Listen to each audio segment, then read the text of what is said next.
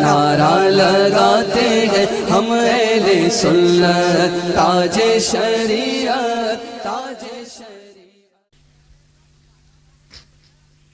خون دل دے کے نکھاریں گے رخ برگ گلاب، خون دل دے کے نکھاریں گے رخ برگ گلاب، ہم نے گلشن کو سجانے کی قسم کھائی ہے۔ جب پڑا وقت چمن پہ تو لہو ہم نے دیا، جب پڑا وقت چمن پہ تو لہو ہم نے دیا، اب بہار آئی تو کہتے ہیں تیرا کام نہیں۔ شہریار ارم تاجدار حرم نوبہار شفاعت شب اسرا کے دولہ مصطفیٰ جان رحمت جناب محمد الرسول اللہ صلی اللہ علیہ وسلم کی بارگاہ بے کس پناہ میں درود و سلام کی نظریں پیش کرنے پڑھی۔ اللہم صلی علی سیدنا و نبینا مولانا محمد معد الجود والکرم وعلی آلہ وآلہ وسلم صلاۃ و سلام علیک یا رسول اللہ۔ حضرات،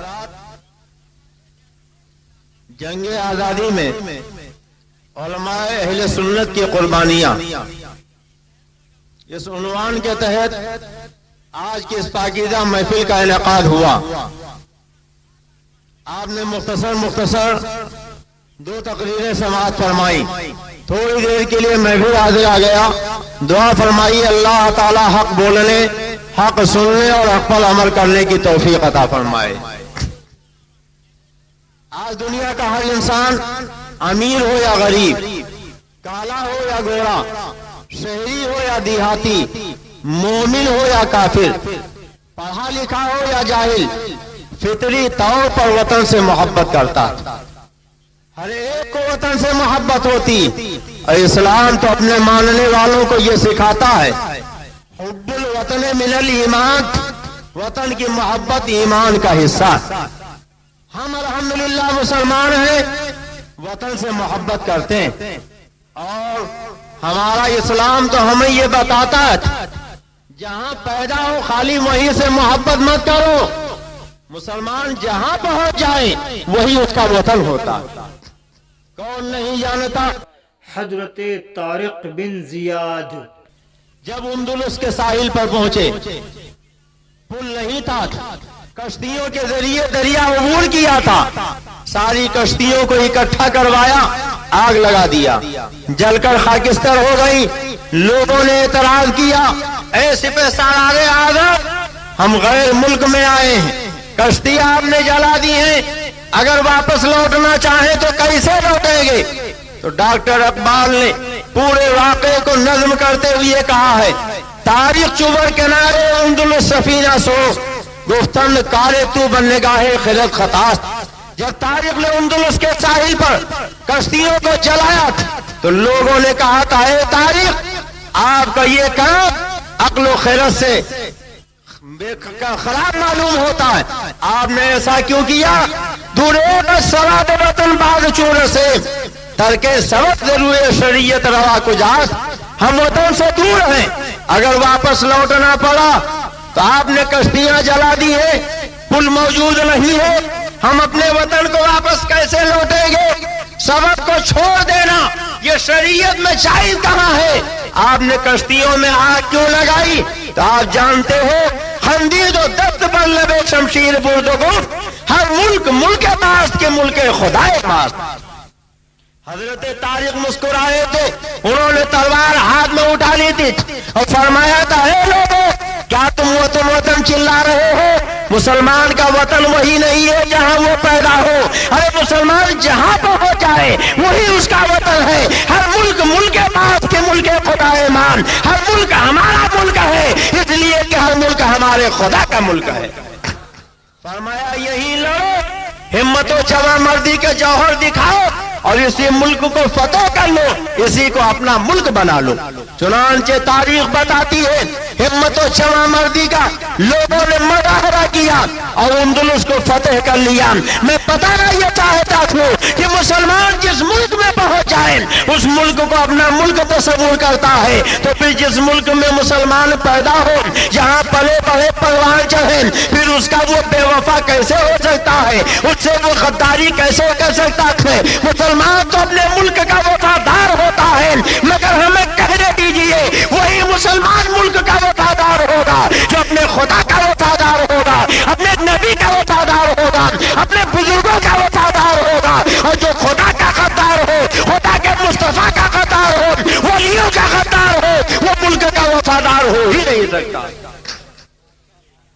آپ جانتے تھے ہندوستان سونے کی چڑیا کہا جاتا تھا، مگر کچھ تن کے گورے من کے کالے ہندوستان میں آئے، تاجروں کے بھیس میں آئے، تجارت کو انہوں نے فروغ دیا اور دھیرے دھیرے سیاست کرنے لگے، اور ایک وقت وہ آیا کہ انہوں نے پورے ملک پہ راج کرنا شروع کر دیا، یہاں کے حکمراں بن گئے۔ اب ہندوستان میں یوں تو ہر ایک کو انگریزی راج سے تکلیف تھی، مگر ایک مسلمان جو اپنے نبی کا وفادار ہے، نبی کے غداروں کی حکومت برداشت نہیں کر سکتا۔ یہی وجہ ہے کہ مسلمانوں نے سب سے کفن باندھا اور انہوں نے یہ تہیا کیا کہ ان تن کے بورے من کے کالوں سے ہمیں اپنے ملک کو آزاد کرانا ہے، اس لیے کہ یہ ملک کے رہنے والے لوگوں کے بھی دشمن ہیں، دین کے بھی دشمن ہیں، ایمان کے بھی دشمن ہیں، اسلام کے بھی دشمن ہیں، اور جو دین و ایمان کا دشمن ہو اس سے جہاد کرنا فرض ہے۔ ہم یہ نہیں کہتے کہ ہندوستان کی آزادی میں خالص مسلمانوں کی قربانیاں، ہندوستان کی آزادی میں ہندوؤں کی بھی قربانیاں شامل ہیں، دوسرے دھرم و مسلک کے لوگوں نے بھی اپنی جانیں دی ہیں۔ ہمیں اس کا اعتراف ہے کہ دوسری قوموں نے بھی ہندوستان کی آزادی کے لیے جیل کی صعوبتیں برداشت کی ہیں، دوسری قوموں کے بھی گھر جلائے گئے ہیں، انہوں نے بھی اپنا خون بہایا ہے، مگر تاریخ کے اوراق اٹھا کے دیکھیں تو پتہ چلے گا جہاں دوسری قوموں کا پسینہ بہتا نظر آتا ہے وہاں مسلمانوں کا خون بہتا دکھائی دیتا ہے۔ مسلمان ہندوستان کی آزادی میں کسی سے پیچھے نہیں رہا ہے، اور حقیقت یہ ہے کہ ایک مسلمان ہی تھا جس کے قربانیوں کی بنیاد پر ہندوستان آزاد ہوا ہے، اور انگریزوں کو سارے سمندر پار ہندوستان چھوڑ کے جانا پڑا ہے۔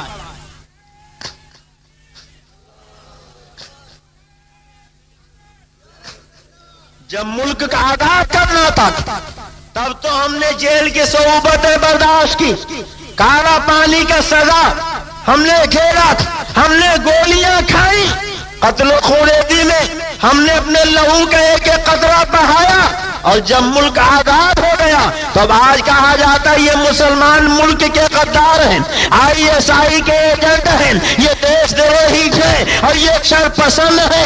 اسی لیے میں نے کہا جب پڑا وقت لہو، جب پڑا وقت چمن پہ تو لہو ہم نے دیا، جب پڑا وقت چمن پہ تو لہو ہم نے دیا، اب بہار آئی تو کہتے ہیں تیرا کام نہیں۔ آپ تاریخ کے اوراق اٹھا کے دیکھو، یہ شاہجہاں پور کے رہنے والے اشفاق اللہ خان ہیں، کون ہے؟ وہابی نہیں ہے، دیوبندی نہیں ہے، رافضی نہیں ہے، قادیانی نہیں ہے، سنی صحیح العقیدہ مسلمان ہے۔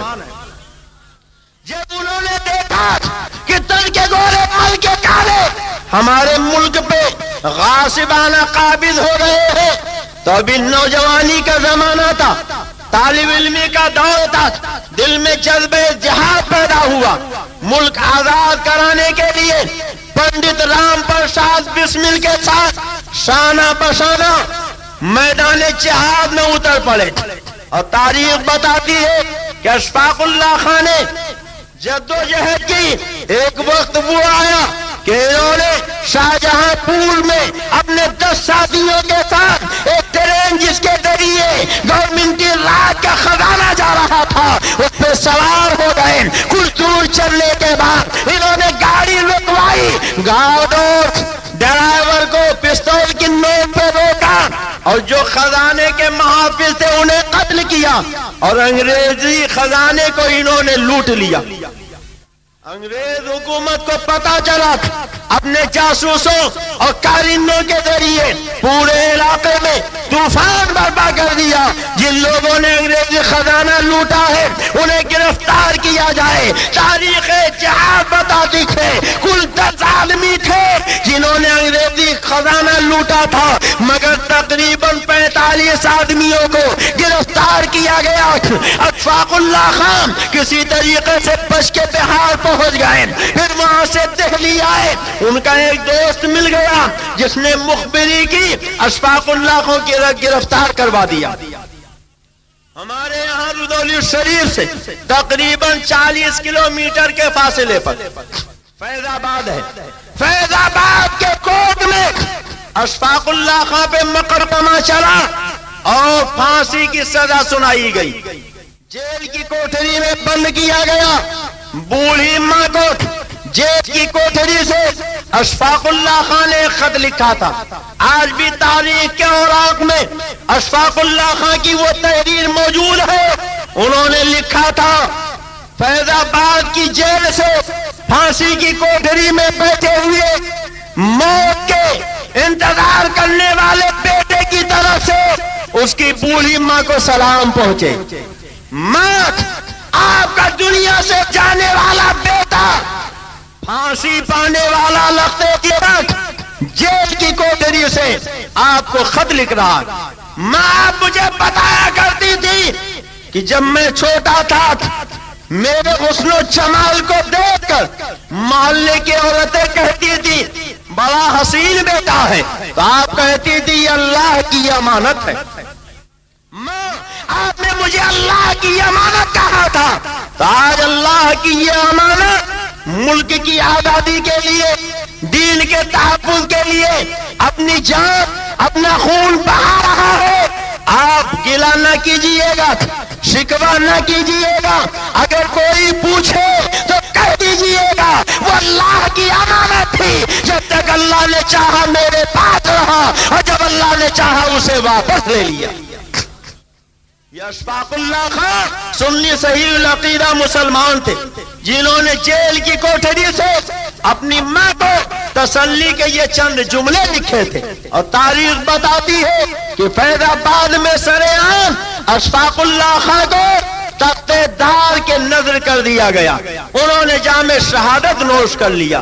کون نہیں جانتا ہے تحریک جہاد آزادی میں سب سے زیادہ اگر کسی کا کردار ہے تو وہ حضرت علامہ فضل حق خیر آبادی کی ذات ہے. یہ علامہ فضل حق خیر آبادی کون ہے؟ حضرت علامہ فضل امام کے لخت جگر.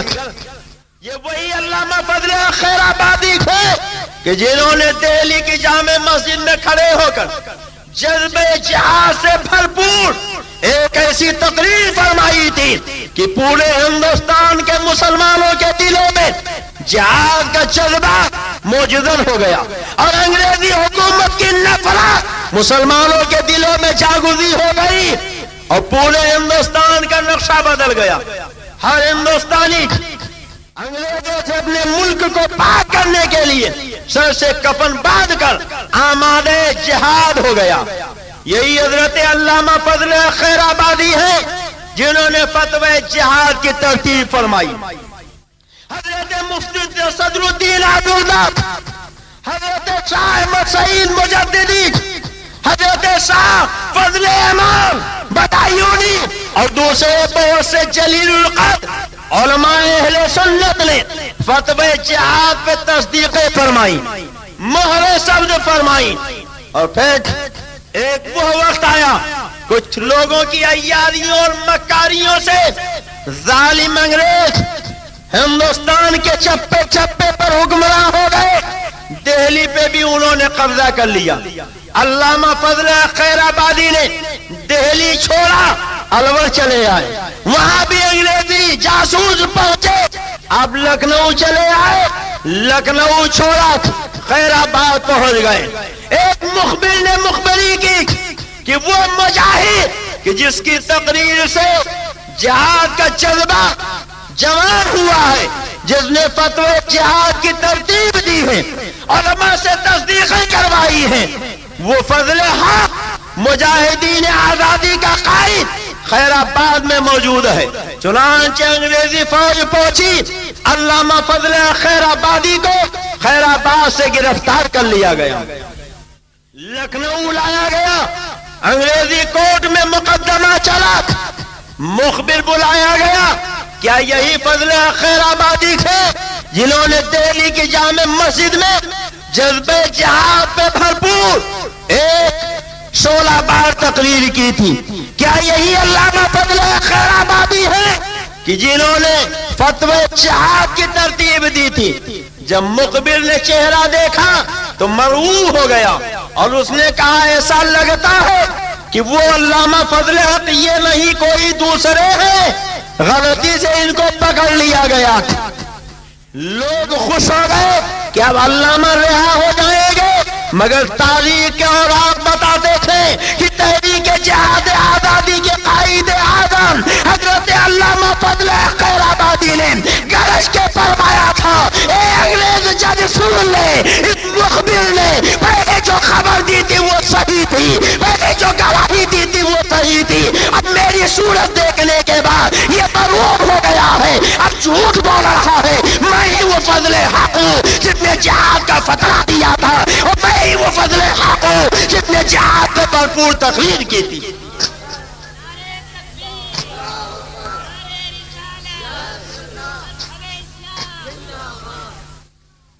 تاریخ اٹھا کے دیکھو، انگریز جج نے 3 مرتبہ ٹوکا، مولانا آپ کیا کہہ رہے ہیں؟ جب گواہ اپنی گواہی بدل رہا ہے تو آپ بلا وجہ کیوں اپنے سر یہ مصیبت مول لے رہے ہیں؟ کیا آپ کو نہیں معلوم آپ کے اقرار پہ آپ کو سزا ہوگی، پھانسی دی جائے گی، آپ کی زندگی برباد ہو جائے گی؟ علامہ نے فرمایا سنو، یہ فضل حق ہے، حق کے لیے لہو گئے کہ قطرہ بہا دے گا، مگر ناک سے صلح کبھی نہیں کر سکتا ہے۔ جو میرا کل بیان تھا وہی آج بیان ہے، وہی زندگی کے آخری سانس تک بیان رہے گا۔ انگریز جج نے حکم سنایا ان کی ساری جائیداد ضبط کر لی جائے اور انہیں جزیرے انڈمان کالا پانی بھیج دیا جائے۔ جزیرے انڈمان کالا پانی بھیج دیا گیا۔ علامہ فضل حق خیرآبادی نے اپنی تمام تر زندگی کالا پانی میں گزاری۔ اب ذرا آپ غور فرمائیں اور سوچیں، یہ کون ہے؟ یہ وہی علامہ فضل حق خیرآبادی ہیں جنہوں نے دہلی کی جامع مسجد میں اسماعیل دہلوی کو چیلنجر بنا دیا تھا۔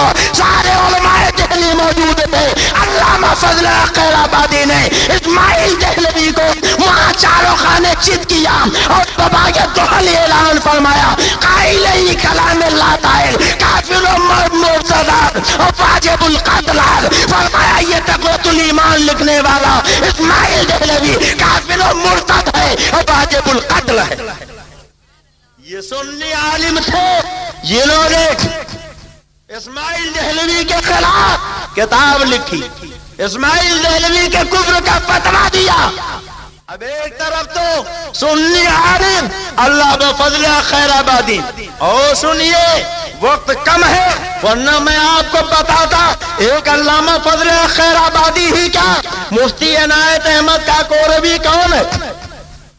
حضرت مولانا رضا علی خان جو اعلیٰ حضرت سرکار کے دادا ہے، انگریز حکومت کے خلاف مجاہدین کو ساز و سامان دیتے تھے، ان کے لیے جہاد کا انتظام کرتے تھے، جس کی بنیاد پر انگریزوں نے رامپور کی ساری جائیداد اعلیٰ حضرت کے دادا کی ہڑپ کروا لیا۔ حضرت مولانا حافظ رحمت علی خان کون تھے؟ یہ سنی ہی تو تھے۔ حضرت مولانا فیض احمد بدایونی کون تھے؟ یہ سنی ہی تو تھے۔ حضرت علامہ مفتی صدر الدین آزردہ دہلوی کون تھے؟ یہ سنی ہی تو تھے جنہوں نے اعلان جہاد فرمایا تھا۔ حضرت علامہ کے بیت علی کافی شہید رحمت اللہ علیہ کون ہیں؟ یہ مراد آباد کے رہنے والے ہیں، انگریزوں کے خلاف ساری زندگی جہاد کرتے رہے، انگریزوں نے پھانسی کی سزا سنائی تھی، اور جب تختے دار پہ کھڑا کیا گیا تو تاریخ بتاتی ہے کہ پھانسی دینے والے نے پوچھا تھا، اے علامہ کافی آپ پھانسی پانے والے ہیں، آخری کوئی تمنا ہو تو بتائیے وہ پوری کر دی جائے۔ حضرت علامہ کافی نے فرمایا تھا، اگر میری آخری تمنا پوری کرنا چاہتے ہو تو مجھے قلم کاغذ دے دو، میں کچھ لکھنا چاہتا ہوں۔ چنانچہ قلم کاغذ مہیا کر دیا گیا۔ انگریزوں نے یہ سمجھا تھا یہ زندگی کی آخری گھڑی ہے کہ بیت علی کافی اپنے بیوی کے نام پروانہ محبت لکھیں گے، بیٹے کا نام نصیحت نامہ لکھیں گے، بھائی دوست احباب کے نام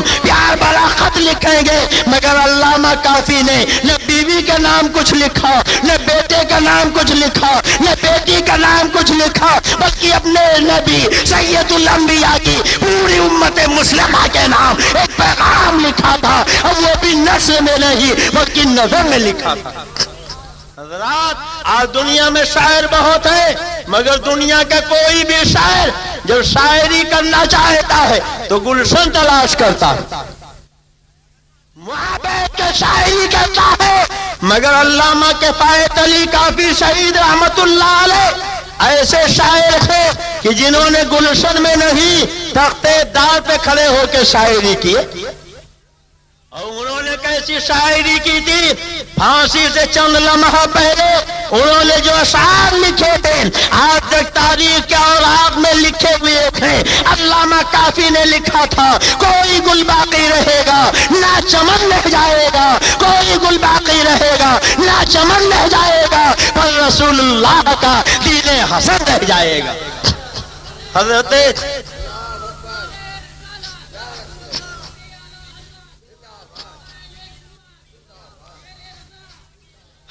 علامہ کافی کہتے تھے، ہم سفیر و باغ میں ہیں کوئی دم کے چہچہے، ہم سفیر و باغ میں ہیں کوئی دم کے چہچہے، بلبلیں اڑ جائیں گی سونا کفن رہ جائے گا، بلبلیں اڑ جائیں گی سونا چمن رہ جائے گا۔ اور پھانسی کے تختے سے پوری قوم کو انہوں نے پیغام دیا تھا، اطلس و کم خواب کی پوشاک پر نازا نہ ہو، اطلس و کم خواب کی پوشاک پر نازا نہ ہو، بعد مردن جسم پر خالی کفن رہ جائے گا، بعد مردن جسم پر خالی کفن رہ جائے گا۔ اور عقیدے کا شعر سنو، علامہ کافی نے پھانسی کا پنڈا گلے میں ڈال کر عقیدہ دنیا والوں کو بتا دیا تھا کہ دنیا والوں سنو، جو پڑھے گا صاحب لولاک کے اوپر درود، جو پڑھے گا صاحب لولاک کے اوپر درود، آگ سے محفوظ اس کا تن بدن رہ جائے گا۔ اور آخری شعر سنو، انہوں نے لکھا تھا، سب پناہ ہو جائیں گے کافی وہ لیکن حشر تک، سب پناہ ہو جائیں گے کافی وہ لیکن حشر تک، نام پاک مصطفیٰ وہ پنجتن رہ جائے گا، نام پاک مصطفیٰ وہ پنجتن رہ جائے گا۔ ابے مالک گاؤں کے خیول مسلمانوں، بولو کیا یہ کسی وہابی کی تحریر ہو سکتی؟ بولو کیا کوئی دیوبندی لکھ سکتا ہے؟ تاریخ اٹھا کے دیکھو، یہ علماء اہل سنت ہے جو تحریک آزادی کے مجاہدین قائدین ہیں، جنہوں نے آزادی کے لیے سر سے کفن باندھا، میدان عمل میں اترے، جائیدادیں لوٹ لی گئی، گھر جلا دیے گئے، اولادیں قتل کر دی گئی، جیل کی صحبتیں جیلی، پھانسی کا تختہ سامنے کیا گیا، تختے دار پہ کھڑے ہو کر پھانسی کا پنڈا پہنا، اور انہوں نے یہ اعلان کر دیا، خون دل دے کے نکھارے گے رخ برگے گلاب، خون دل دے کے نکھارے گے رخ برگے گلاب۔ ہم نے گلشن کو سجانے کی قسم کھائی۔ ایک طرف تو یہ علماء اہل سنت ہیں، اور دوسری طرف علماء دیوبند۔ آپ اجازت دو تو یہ نورانی چہرے آپ نے ایک جھلک دیکھ لی، اب اگر اجازت دیجئے تو ان کی مکروہ صورتیں بھی دکھا دوں۔ بولیے دکھا دوں، دیکھنا چاہتے؟ سن لو، میں آئینہ ہوں، دکھاؤں گا داغ چہرے کے، میں آئینہ ہوں، دکھاؤں گا داغ چہرے کے، جسے خراب لگے سامنے سے ہٹ جائے، جسے خراب لگے سامنے سے ہٹ جائے۔ یاد رکھو، آئینے کا کام یہ ہے کہ جو جیسا ہو اس کو اس کی ویسی شکل دکھا دے۔ آپ مجھے بتاؤ، آئینے کے سامنے کالا جائے تو کیا گوری شکل دکھائے گا؟ اور اگر گورا جائے گا تو کیا کالا دکھائے گا؟ جس کے چہرے پہ بے شمار چیچک کے داغ ہوں، اگر وہ آئینے کے سامنے جائے تو کیا اسے حسن کا تاجدار بنا کے دکھائے گا؟ अरे जो चेचक ज्यादा है आईना उसके चेचक के दाग दिखाएगा, जो काला का लूटा है आईना उसकी काली शक्ल दिखाएगा, और जो हुस्न का पैकर है आईना उसको हुस्न जमाल उसका दिखाएगा। मैं आईना हूँ, दिखाऊंगा दाग चेहरे के, जिसे खराब लगे सामने से हट जाए। और मैं ज़बानी बात करने का आदी नहीं, जितना बोलता हूँ पूरी दलील से बोलता हूँ। आपने सुना होगा अब तक यही ढिंढोरा पीटा जाता रहा कि मौलाना इस्माइल शहीद, मौलाना कासिम नानोतवी और सैयद अहमद शहीद, खुदा के कसम सैयद अहमद राय बरेलवी और इस्माइल देहलवी के साथ शहीद का लफ्ज तोहमत है, ये कतार शहीद नहीं। आला हजरत ने फरमाया वो जिसे वहाबिया ने दिया लक़ब शहीद नबी का, वो शहीद लैली नज़्र था, वो नबी तेरे ख्याल। आपने अब तक यही सुना होगा जमीयतुल उलमा वाले कहते रहे इस्माइल देहलवी मुजाहिद आजादी है, कासिम नानोतवी मुजाहिद आजादी है, सैयद अहमद राय बरेलवी मुजाहिद आजादी है, मगर ये किताब है अरवाह सलासा। कौन सी किताब है? वो से बोलिए। एक बात बताइए, किताब छापी जाती पढ़ने के लिए कि छुपाने के लिए? जोर से बोलिए। हम अगर 4 घंटे बोले कहते बड़ी अच्छी तकरीर, और अगर 4 मरतबा उनका नाम ले तो कहते हैं बड़ा फसादी था। तकरीर करता हमारे मौलाना के नाम लेने की क्या जरूरत, हमारे मौलाना की किताब दिखाने की क्या जरूरत? अरे उनसे कहो अगर छिपाना था तो छपाया क्यों, और जब छपा दिया तो बेचा क्यों, और जब तुमने बेच दिया हमने खरीद लिया। हम सुना रहे तो तुम्हारे पेट में हिटर क्यों होती है? तुम्हें तो खुश होना चाहिए, उलमा ने मुफ्ती आजम के पास होना चाहिए और कहना चाहिए कि साहब माइक का खर्चा हमसे ले लो, रोटनी का खर्चा हमसे ले लो, मौलाना का नजराना हमसे ले लो, इसलिए कि जलसा तुमने किया है, आलिम तुमने बुलाया है, ऐलान तुमने किया है, किताब हमारे सुनाई गई है, हल्की लगी न फिटकरी, रंग चोखा आ गया, मगर हमें कहने दीजिए। हम 4 घंटा बोले बड़ी अच्छी तकरीर, किताब दिखा दे तो बड़े फसादी हो गए, बड़ी खराब तकरीर हो गई। पता चला फसाद हमारी तकरीर में नहीं तुम्हारे नाम में है, फसाद हमारे बयान में नहीं तुम्हारी किताब में है। तो जब तुम्हारे किताब में फसाद है किताब जला दो और इन अकीदों से तौबा कर लो, हम तुम्हें गले से लगा लेंगे।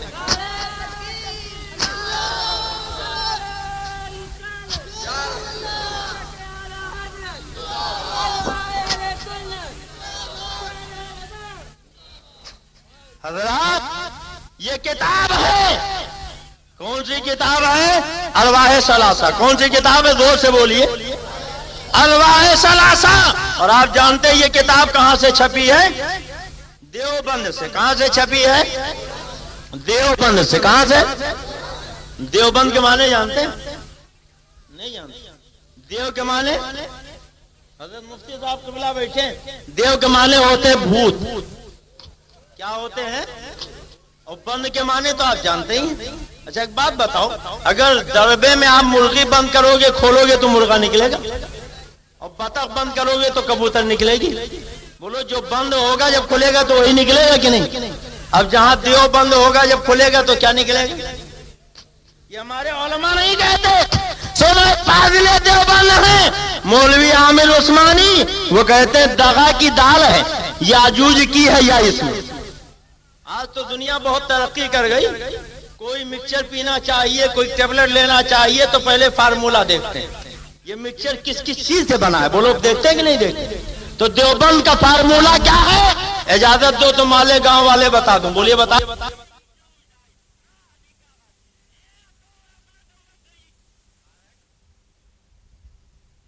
देवबंद की जबान है, बरेली की जबान नहीं। फाजिले देवबंद मौलवी आमिर उस्मानी देवबंद का फार्मूला बताते हैं, कहते हैं दगा की दाल है, याजूज की है या इसमें, वतन फरोशी की वाव बदी की बे इसमें, जो इसके नून में नारे जहीन गलता है तो इसके दाल में दहकानियत नुमाया है। मिले यहाँ तो बेचारा देवबंद बना, बुरे खमीर से ये शहर नापसंद बना। कह کہتے ہیں دغا کی دال، یاجوج کی یہ وطن فروشی کی بات. کہتے ہیں یہ سب علماء دیوبند مجاہدین آزادی. اور فاضل دیوبند کیا کہتے ہیں؟ یہ آزادی کے مجاہد نہیں، وطن فروش.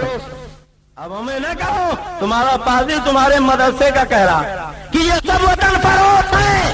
دغا کی دار، یاجوج کی ایک، وطن فروشی کی بات، بدی کی بے، اور نالے جہین کا نون، اور تحقانیت کے دار. جب اتنی جڑی بوٹیوں کو اکٹھا کیا گیا تب جا کے دیوبند بنا ہے.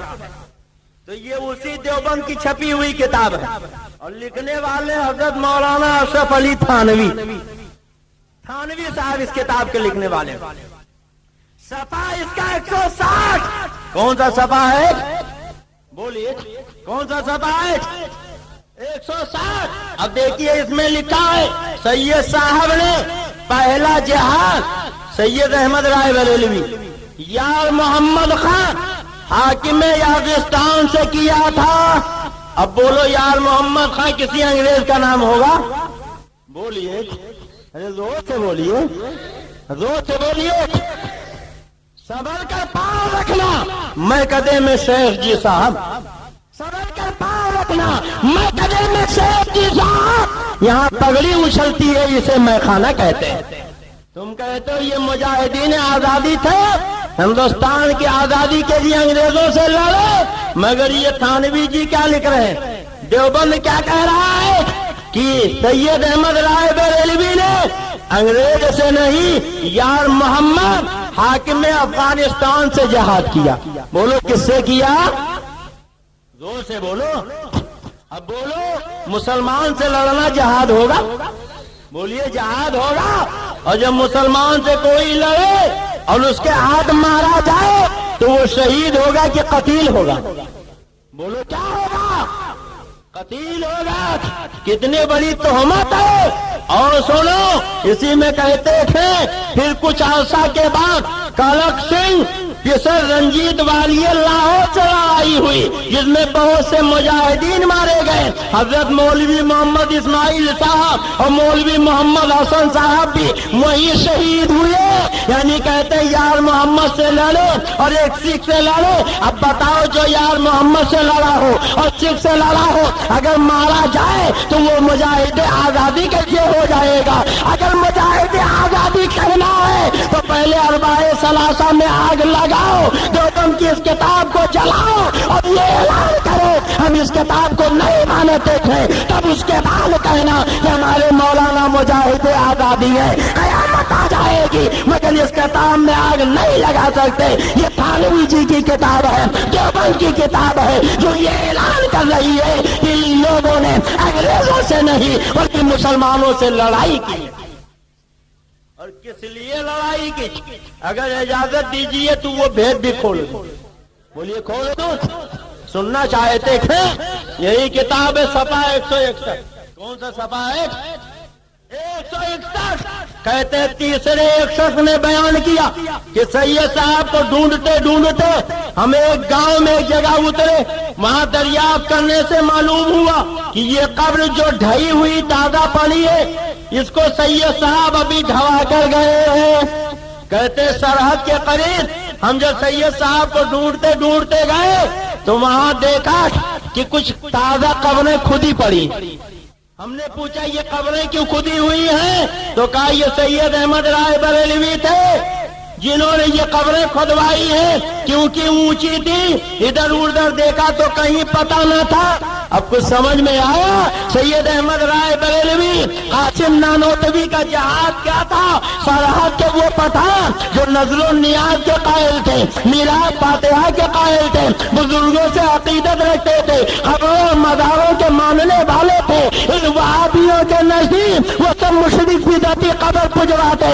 اس لیے اسماعیل دہلوی اور سید احمد رائے بریلوی وغیرہ نے سرحد کے ان پٹھانوں پر چڑھائی کی تھی، قبریں کھدوائی تھی، ان پہ حملہ کیا تھا. ان کے خیال میں وہ مشرک قبر پجواتے اور کئیوں پٹھانوں نے انہیں اپنے تلوار کے ذریعے بوٹی بوٹی کر کے ٹکڑا ٹکڑا کر ڈالا تھا، جہنم رسید کر دیا تھا. اس لیے اعلیٰ حضرت نے کہا وہ جسے وہابیہ نے دیا ہے لقب شہید و ذبیح کا، وہ شہید کے لیے نجتا وہ ذبیحتے کے خیال ہے۔ اگر کسی کو ماں نے دودھ پلایا ہے تو غلط ثابت کر دے، اگر غلط ثابت کر دو تو 50,000 روپے انعام دیا جائے گا۔ اور جو چور کی سزا وہ کیوں مصطفیٰ دی؟ اسلام نے چور کی سزا یہ متعین کی کہ دونوں ہاتھ کٹوا دیے جائیں۔ اسی مالیگاؤں میں عبد المصطفیٰ اپنے دونوں ہاتھ کٹوا دے گا۔ یہ تمہارے دیوبند کی کتاب جس میں لکھا ہے کہ سید احمد رائے بریلوی نے پہلا جہاد یار محمد خان حاکم یاغستان سے کیا، انگریزوں سے لڑتے ہوئے مولوی اسماعیل مارے گئے، اور یہ جب گئے تھے سرحد کے پٹھانوں سے لڑنے تو وہاں قبروں کو گروا رہے تھے، قبروں کو کھدوا رہے تھے، اور اسی میں ان لوگوں کی جانیں گئی ہے۔ اب کتنی بڑی تہمت ہے کہ جو سرحد سنی مسلمانوں سے لڑنے میں مارے گئے وہ آج انہیں مجاہد آزادی کہا جاتا ہے، تحریک آزادی کا ہیرو بنایا جاتا ہے، اور انہیں مجاہدین آزادی کا تمغہ دیا جاتا ہے۔ بولو مالیگاؤں والوں، اس سے بڑا کوئی جھوٹ ہوگا؟ بولو جھوٹ ہے کہ نہیں ہے؟ اور اگر اجازت دیجیے تو اس سے زیادہ واضح بات بتا دوں۔ بولیے بتا دوں؟ سننا چاہتے ہیں کہ نہیں سننا چاہتے؟ یہ دیکھیے کتاب ہے، کتاب کا نام ہے تذکرۃ الرشید۔ کیا نام ہے؟ وہ سے بولیے۔ تذکرۃ الرشید لکھا مولوی عاشق الہی میرٹھی نے، اور چھپی ہے ناظم کتب خانے اشاعت العلوم محلہ مفتی سہارنپور سے۔ کہاں سے چھپی ہے؟ سہارنپور سے۔ مولوی رشید احمد گنگوہی کے سوانے کی کتاب۔ کون سی کتاب ہے؟ وہ سے بولیے۔ تذکرۃ الرشید۔ اب دیکھیے اس کتاب کا صفحہ ہے 73۔ کون سا صفحہ ہے؟ وہ سے بولیے۔ صفحہ ہے 73۔ آپ زور سے اس لیے میں کہہ رہا ہوں بولیے تاکہ بات آپ کو یاد ہو جائے، کل کوئی بہکانا چاہے تو آپ بہک نہ سکیں، اچھی طرح آپ کو یاد رہے۔ آج کہا جاتا ہے کہ قاسم نانوتوی، سید احمد رائے بریلوی اور رشید احمد گنگوہی یہ سب مجاہد آزادی تھے۔ بولو آپ نے سنا ہے کہ نہیں سنا؟ ارے بولیے کتنے لوگوں نے سنا؟ ذرا ہاتھ اٹھا دیں۔ سب نے سنا؟ سارے جمعیت العلماء والے کہتے ہیں یہ لوگ مجاہد آزادی ہیں، مگر یہ بریلی کی کتاب نہیں، تمہارے گھر کی کتاب۔ یہ دیکھو ہیڈنگ لگائی گئی الزام بغاوت اور اس کی کیفیت۔ کچھ سمجھے آپ؟ کہتے ہیں انگریزوں سے بغاوت یہ الزام ہے، حقیقت نہیں۔ جب تم خود کہتے ہو یہ الزام ہے تو جو الزام تھا آج اس کو حقیقت کا افسانہ کیسے بنا رہے ہو؟ کہتے ہو یہ حقیقت ہے، ارے اگر لطفہ صحیح ہے تو اس کتاب میں آگ لگاؤ۔ کہتے ہو یہ ہماری کتاب نہیں ہے، اور جب تم انکار نہیں کر سکتے تو دیکھو یہ تمہاری کتاب ہے جس میں لکھا ہوا ہے کہ حضرت امام ربانی قدس سرہ پر اپنی سرکار سے، اپنی سرکار جانتے ہو؟ انگریز گورنمنٹ۔ انگریز گورنمنٹ کس کی سرکار ہے؟ وہابیوں کی۔ اور سنیوں کی سرکار تو مدینے کی سرکار۔ بولو آپ کی سرکار مدینے کی سرکار، بغداد کی سرکار، اجمیر کی سرکار۔ ہم تو اجمیر کی سرکار کے چھتر سایہ میں رہتے ہیں، ہم بغداد والے کے سرکار کے سلطنت میں رہتے ہیں، ہم مدینے والے کے سلطنت میں رہتے ہیں، مگر یہ وہابی لوگ انگریز سرکار کے سائے میں رہتے ہیں۔ یہ صاف صاف لکھا ہوا اپنی سرکار سے باغی ہونے کا الزام لگایا گیا۔ کہتے ہیں کہ مجاہد آزادی ہے، انہوں نے انگریزوں سے جہاد کیا ہے۔ یہ ہماری کتاب نہیں، تمہاری کتاب ہے۔ لکھا گیا امام ربانی یعنی سورداس جی گنگوہی اپنی سرکار سے باغی ہونے کا الزام لگایا گیا۔ باغی تھے نہیں، الزام لگایا گیا۔ سمجھ رہے ہو کہ نہیں سمجھ رہے ہو؟ ارے بولو سمجھ میں آ رہا ہے کہ نہیں؟ کہتے ہیں الزام لگایا گیا اور مفسدوں میں شریک رہنے کی تہمت باندھی گئی۔ مجاہدوں کو مفسد کہا گیا تھا، اور کہتے ہیں مجاہدوں کے ساتھ شریک رہنے کی تہمت لگائی گئی، یعنی جہاد یہ تہمت ہے۔ یہ علماء دیوبند کی کتاب ہے۔ اس وحشت ناک قصہ کا بقدر ضرورت تذکرہ بھی چونکہ زمانے کا جزو لازم ہے، اس لیے مناسب ہے کہ ابتدائے واقعہ سے لے کر انتہا تک اجمالی بیان کر دیا جائے۔ اب سنو، کہاں جا رہے ہو بھیا؟ کہاں جا رہے ہو؟ میرا یہ عنوان نہیں، مگر اب چونکہ آپ لوگوں نے ایک عنوان دے دیا ہے تو ظاہر ہے کہ جب نئی ڈگر پہ کوئی چلتا ہے تو اپنی راہ بھول جاتا۔ اب آج ایک نیا عنوان آپ نے دے دیا ہے تو میری تقریر کا جو رنگ ہے وہ آج آپ نہیں دیکھ رہے ہیں، پھر آئندہ کبھی آپ بلاؤ گے تو میں اپنے رنگ میں تقریر کروں گا، مگر آج تو یہی آپ سنیے۔ آپ دیکھو کیا لکھ رہے تھے، آگے چل کر یہی صفحہ 73 ہے، پہلی جلد ہے، لکھتے جن کے سروں پر موت کھیل رہی تھی، جن کے سروں پر موت کھیل رہی تھی، انہوں نے کمپنی کے امن و عافیت کے زمانہ قدر کی نگاہ سے نہ دیکھا۔ کیا سمجھے آپ؟ یعنی علامہ فضل خیر آبادی علماء اہل سنت جنہوں نے اعلان جہاد فرمایا تھا، جہاد پہ مشتمل تقریریں کی تھی، اب ان کے لیے کہتے ہیں ان کے سروں پہ موت کھول رہی تھی اور انہوں نے کمپنی کے امن و عافیت کے زمانہ کو قدر کی نگاہ سے نہ دیکھا اور اپنی رحم دل گورنمنٹ کے سامنے بغاوت کا عالم قائم کیا۔ سمجھے آپ؟ یعنی انگریز گورنمنٹ کو انہوں نے رحم دل کہا، انگریز گورنمنٹ رحم دل۔ اب آپ ذرا ان کی رحم دلی اگر دیکھنا چاہیں تو اجازت دیجیے میں آپ کو ایک دو نمونے دکھا دوں۔ بولیے دیکھنا چاہتے؟ اتفاق سے اور کتابیں کمرے میں نہیں ہیں۔ دیکھیے یہ کتنے رحم دل ہیں۔ ایک تھامسن نام کا انگریز مورخ ہے، وہ خود لکھتا ہے کہ جب علماء اہل حق نے انگریزوں کے خلاف فتوی جہاد سنایا، اعلان جہاد فرمایا، تو انگریز علماء کے مخالف ہو گئے اور نقشہ کھینچتے ہوئے لکھتا ہے ایک ایک دن میں 300 سے زیادہ علماء قتل کیے جاتے تھے، ان کی لاشیں درختوں پہ لٹکا دی جاتی تھی، چیل کبے انہیں نوچا کرتے تھے، ہزاروں علماء کو قتل کیا جاتا تھا اور انہیں جلا دیا جاتا تھا۔ اور یہی اتنا نہیں، ان کی جائیدادیں لوٹ لی جاتی تھی، گھروں کو ویران کر دیا جاتا تھا۔ آپ نے ان کی تقریروں میں سنا ہوگا کہ آخری مغل بادشاہ حضرت بہادر شاہ ظفر کو جب ان کے سامنے گرفتار کرنے کے بعد صبح ناشتے کے لیے دست لا کے سجایا گیا اور کھانا کھایا گیا تو حضرت بہادر شاہ ظفر نے دیکھا کہ ان کے سامنے ناشتے کے دسترخوان پر کھانے کا سامان نہیں، ان کے 3 جوان بیٹوں کا سر رکھا ہوا تھا جنہیں انگریزوں نے دہلی کے خونی دروازے کے سامنے قتل کر دیا تھا۔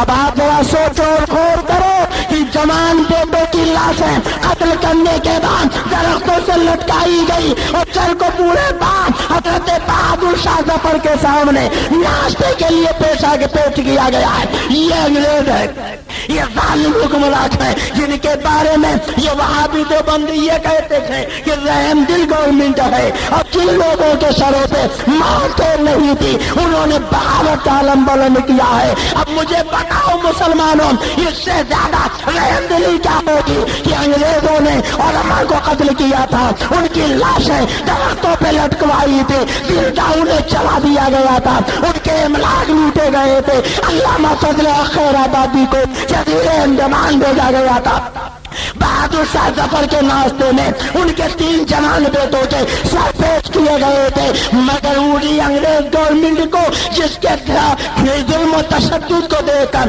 تاتیاریوں کا ظلم بھی شرمندہ ہو گیا تھا، چلاکو انگریز کا ظلم بھی شرمندہ ہو گیا تھا۔ یہ وہاں بھی اور دیوبندی لوگ رحم دل گورنمنٹ کہہ رہے ہیں، عافیت کا زمانہ کہہ رہے ہیں، امن کا زمانہ کہہ رہے ہیں۔ اب بولو مالے گاؤں والے، یہ انگریز کے وفادار ہیں، انگریز کے ایجنٹ ہیں یا انگریز کے دشمن؟ بولو، یہ بولی وفادار کی ہے کہ غدار کی؟ بولو کس کی ہے؟ یہ انگریزوں کے وفادار کی بولی، یہ انگریزوں کے وفادار کی بولی ہے۔ پھر سن لو، کہتے ہیں جن کے سروں پہ موت کھیل رہی، یعنی علامہ فضل خیر آبادی، کفایت علی کافی شہید، مفتی صدر الدین آزردہ، حضرت مولانا عنایت احمد ٹھاکوروی، حضرت مولانا فضل امام بدایونی، حضرت مولانا رضا علی خان بریلوی، حافظ رحمت خان اور خان محمد خان، ان لوگوں کے سروں پہ موت کھیل رہی تھی. انہوں نے کمپنی کے امن عافیت کے زمانے کو قدر کی نگاہ سے نہ دیکھا اور اپنی رحم دل گورنمنٹ کے سامنے بغاوت کا عالم قائم کیا. فوجیں باغی ہوئی، حاکم کی نافرمان بنی، قتل و قتال کا بند دروازہ کھولا اور جوان مردی کے غلہ میں اپنے پیروں پر خود کلاڑیاں ماری. آگے لکھتے تھے کہ عداوت نکلنے اور خدا جانے کس کس زمانے کا انتقام لینے کا وقت آ گیا. جدھر دیکھو مار پیٹ، جس محل پہ نظر کرو مار کا آ رہی. جنگ اسی بلاخیز قصبہ میں تھانہ بھون کا وہ فساد واقع ہوا جس میں قاضی محبوب علی خان کی مخبری سے حضرت مولانا پر مقدمہ قائم ہوا. اب دیکھو جب مقدمہ قائم ہوا تب کیا ہوا، آگے سنو.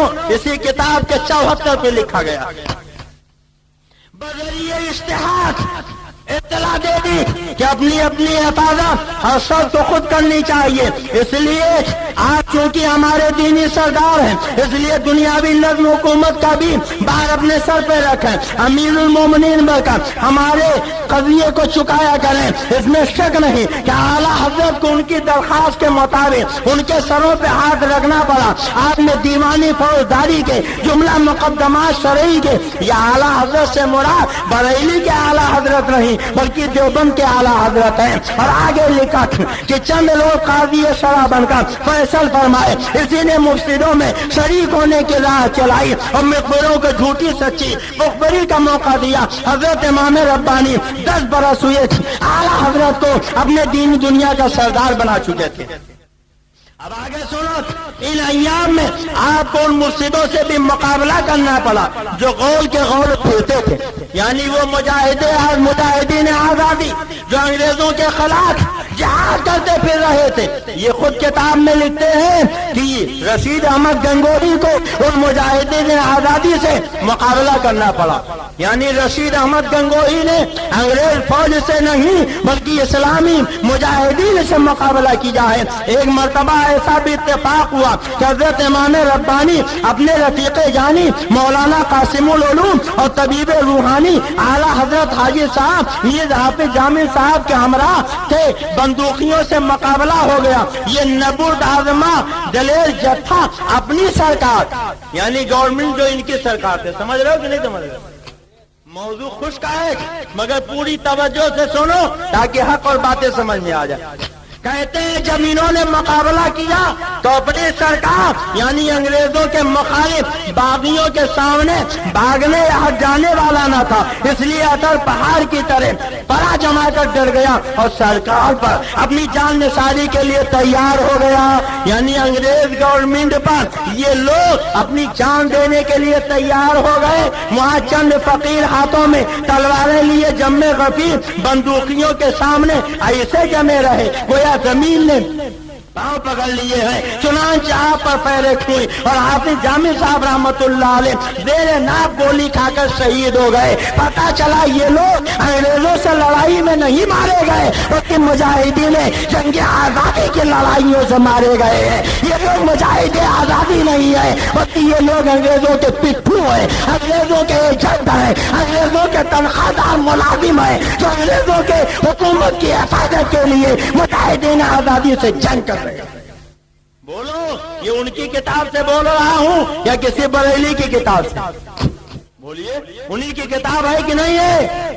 اور اگر اجازت دیجیے تو صفحہ 76 کی بھی ایک بات بتا دوں. بولیے بتا دوں؟ سمجھ میں بات آ رہی کہ نہیں آ رہی؟ کتنے لوگوں کے سمجھ میں نہیں آ رہا ذرا ہاتھ اٹھا دیں.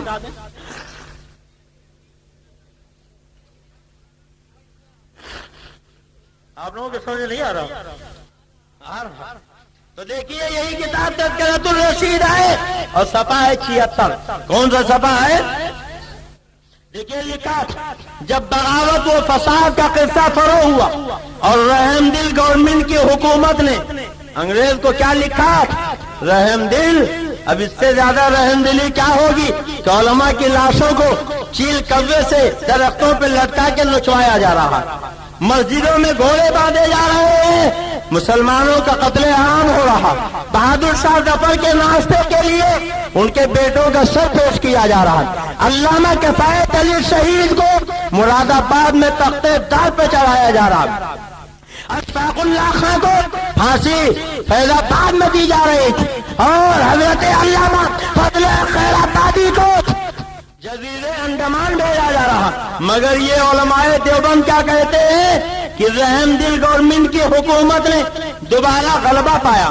اب بولیے اس سے زیادہ رحم دلی کچھ ہوگی؟ یہ رحم دلی ہے یا ظلم و تشدد؟ لکھتے ہیں باغیوں کی سرکوبی شروع کی تو جن بزدل مرسلوں کو سوائے اس کے اپنی رہائی کا کوئی چارہ نہ تھا، جھوٹی سچی تہمتوں اور مخبری کے پیشے سے سرکاری خیر خواہ اپنے کو ظاہر کرے، انہوں نے اپنا رنگ جمایا اور ان گوشہ نشین حضرات پر بھی بغاوت کا الزام لگایا۔ یہ مخبری کی کہ تھانہ کے فساد میں اصل و اصول یہی لوگ تھے اور شاملی کی تحصیل پر حملہ کرنے والا یہی گروہ تھا، یعنی کہتے ہیں ہمارے مولانا نے حملہ نہیں کیا تھا۔ اب سپا 79 کی عبارت سنو جس سے بالکل حق واضح ہو جائے گا، دودھ کا دودھ اور پانی کا پانی ہو جائے گا۔ دیکھیے یہ کہ دیکھیں ہر چند کی یہ حضرات حقیقتاً بے گناہ تھے۔ کیا مطلب؟ یعنی انہوں نے انگریزوں سے جہاد نہیں کیا تھا، 100% بے گناہ تھے، مگر دشمنوں کی یاوہ گوئی نے ان کو باغی و مفسد و مجرم سرکاری خطابات ٹھہرا رکھا تھا، اس لیے گرفتاری کی تلاش تھی، مگر حق تعالیٰ کی حفاظت برسر تھی، اس لیے کوئی آنچ نہ آئی۔ اور جیسا کہ آپ حضرات اپنی مہربان سرکار کے دلی خیر خواہ تھے، بولیے اب کچھ ڈھکا چھپا رہ گیا؟ بولیے کچھ رہ گیا؟ اب ان سے کہو کہ کتنی بڑی تہمت اپنے دیوبندی مولویوں پہ تم باندھتے ہو، کہتے ہو جنگ آزادی میں علماء دیوبند کا حصہ، علماء دیوبند کی قربانی، اور کتاب کہہ رہی ہے کہ یہ لوگ تو اپنی مہربان سرکار کے دلی خیر خواہ تھے۔ بولو جو خیر خواہ ہوگا وہ لڑائی کرے گا، بولو جنگ کرے گا، اور لکھتے تھے خالی خیر خواہ نہیں تھے، تعزیز یعنی زندگی بھر خیر خواہ یہ ثابت رہے۔ ہاں چند روز کی تفریق بین العوام مقدر تھی، وہ اٹھانی تھی سو اٹھائی، اور اس ضمن میں کرامات و خوارق و عادات غیبی حفاظت کے سامان اور سچائی ثابت ہونے کا اسباب ظاہر ہوئے۔ اور آگے لکھتے تھے حضرت امام ربانی قطب الارشاد مولانا رشید احمد قدس سرہ کو اس سلسلے میں امتحان کا بڑا مرحلہ طے کرنا تھا، اس لیے گرفتار ہوئے اور 6 مہینے حوالات میں رہے۔ آخر جب تحقیقات اور پوری تفتیش اور چھانبین کا شمس فی النہار ثابت ہو گیا کہ آپ پر جماعت مفسدین کی شرکت کا الزام محض الزام اور بہتان ہی بہتان ہے، اس وقت رہا کیے گئے۔ سمجھے کہ نہیں سمجھے؟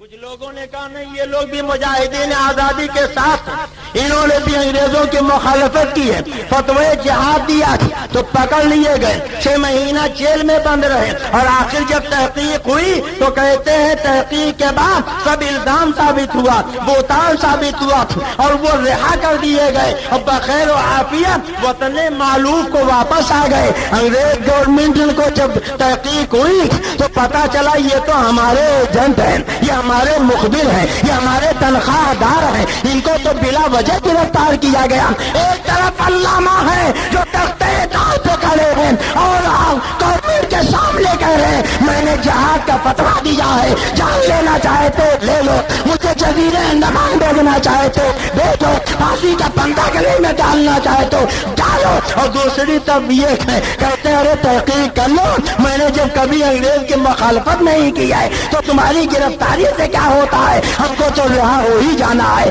اور پھر دنیا نے دیکھا کہ یہ رہا ہو گئے اور جو الزام تھا وہ الزام رہا، وہ اب پتا چلا یہ علماء دیوبند ہیں جنہوں نے انگریزوں کی مخبری کی ہے، انگریزوں کی ایجنٹی کی ہے، انگریزوں سے تنخواہ لیا ہے، انگریزوں کی حمایت میں مجاہدین سے جنگیں کی ہے، انگریزوں کے خلاف انہوں نے کبھی تلوار نہیں اٹھائی۔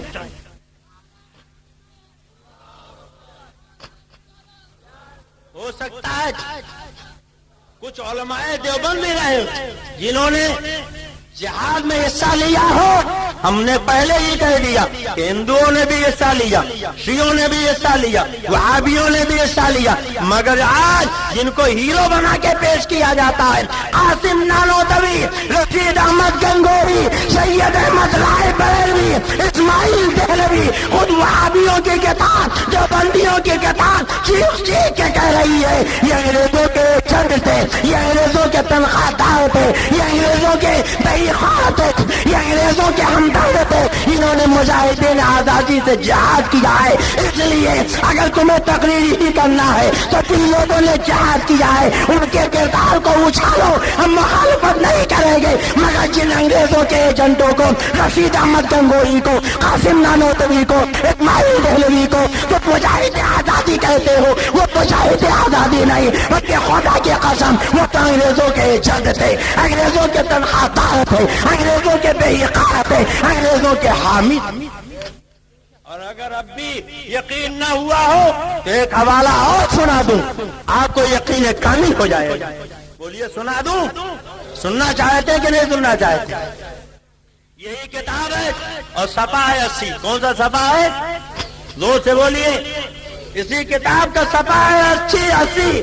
دیکھیے لکھتے ہیں رشید احمد صاحب, میں جب حقیقت میں سرکار کا فرما بردار رہا ہوں, سرکار سے مراد مدینے والے, بولو مدینے والے نہیں, انگریز, تن کے گورے من کے کالے, مسلمانوں کے قاتل, ہندوستان کے دشمن, ان کو یہ کیا کہتے ہیں؟ جب میں حقیقت میں سرکار کا فرما بردار رہا ہوں تو جھوٹے الزام سے میرا بال بھی بیکا نہ ہوگا, اور اگر مارا بھی گیا, جملہ سنو, کہتے ہیں اگر مارا بھی گیا تو سرکار مالک ہے. معاذ اللہ, دوست سے کہیے معاذ اللہ. سرکار یعنی انگریز مالک ہے, اسے اختیار ہے, یعنی انگریز مالک بھی ہے, مختار بھی, اور جو چاہے کرے. 3 جملے ذہن میں رکھیے. انگریزوں کے لیے کیا کہہ رہے ہیں؟ یہ ان کے امام ربانی کہ انگریز مالک بھی ہے, انگریز مختار بھی ہے, انگریز جو چاہے کرے, انگریز سرکار ہے. اور کہتے ہیں اپنا تو بال برابر بھی فکر نہ تھا, البتہ جب مفارقت کا احباب کا سما بن جاتا تو آپ کی زبان پہ یہ قطع آ جاتا. اب آپ ذرا غور کریں, اس میں کتنی بات بتائی. انہوں نے کہا انگریز سرکار ہے, انگریز مالک ہے, انگریز مختار ہے, اور اگر مارا گیا تو بال برابر بھی فکر نہیں. انگریزوں کی ایجنٹی میں مارے جائیں, انگریزوں کی چاپلوسی میں مارے جائیں, انگریزوں کی حمایت میں مارے جائیں تو کہتے ہیں بال برابر فکر نہیں ہے. اب آپ ذرا غور کریں اور سوچیں. کہتے ہیں انگریز مالک و مختار ہے, جو چاہے کرے. اور اسی کتاب کے صفحہ 85 پہ لکھا. ایک مرتبہ لوگوں نے پوچھا رشید احمد تم نے مفسدوں کا ساتھ دیا اور فساد کیا. آپ جواب دیتے ہیں ہمارا کام فساد نہیں, نہ ہم مفسدوں کے ساتھی. کبھی دریافت ہوتا تم نے سرکار کے مقابلے میں ہتھیار اٹھائے, آپ اپنی تصویر کی طرف اشارہ کرتے, ہمارا فرماتے ہمارا ہتھیار تو یہ ہے.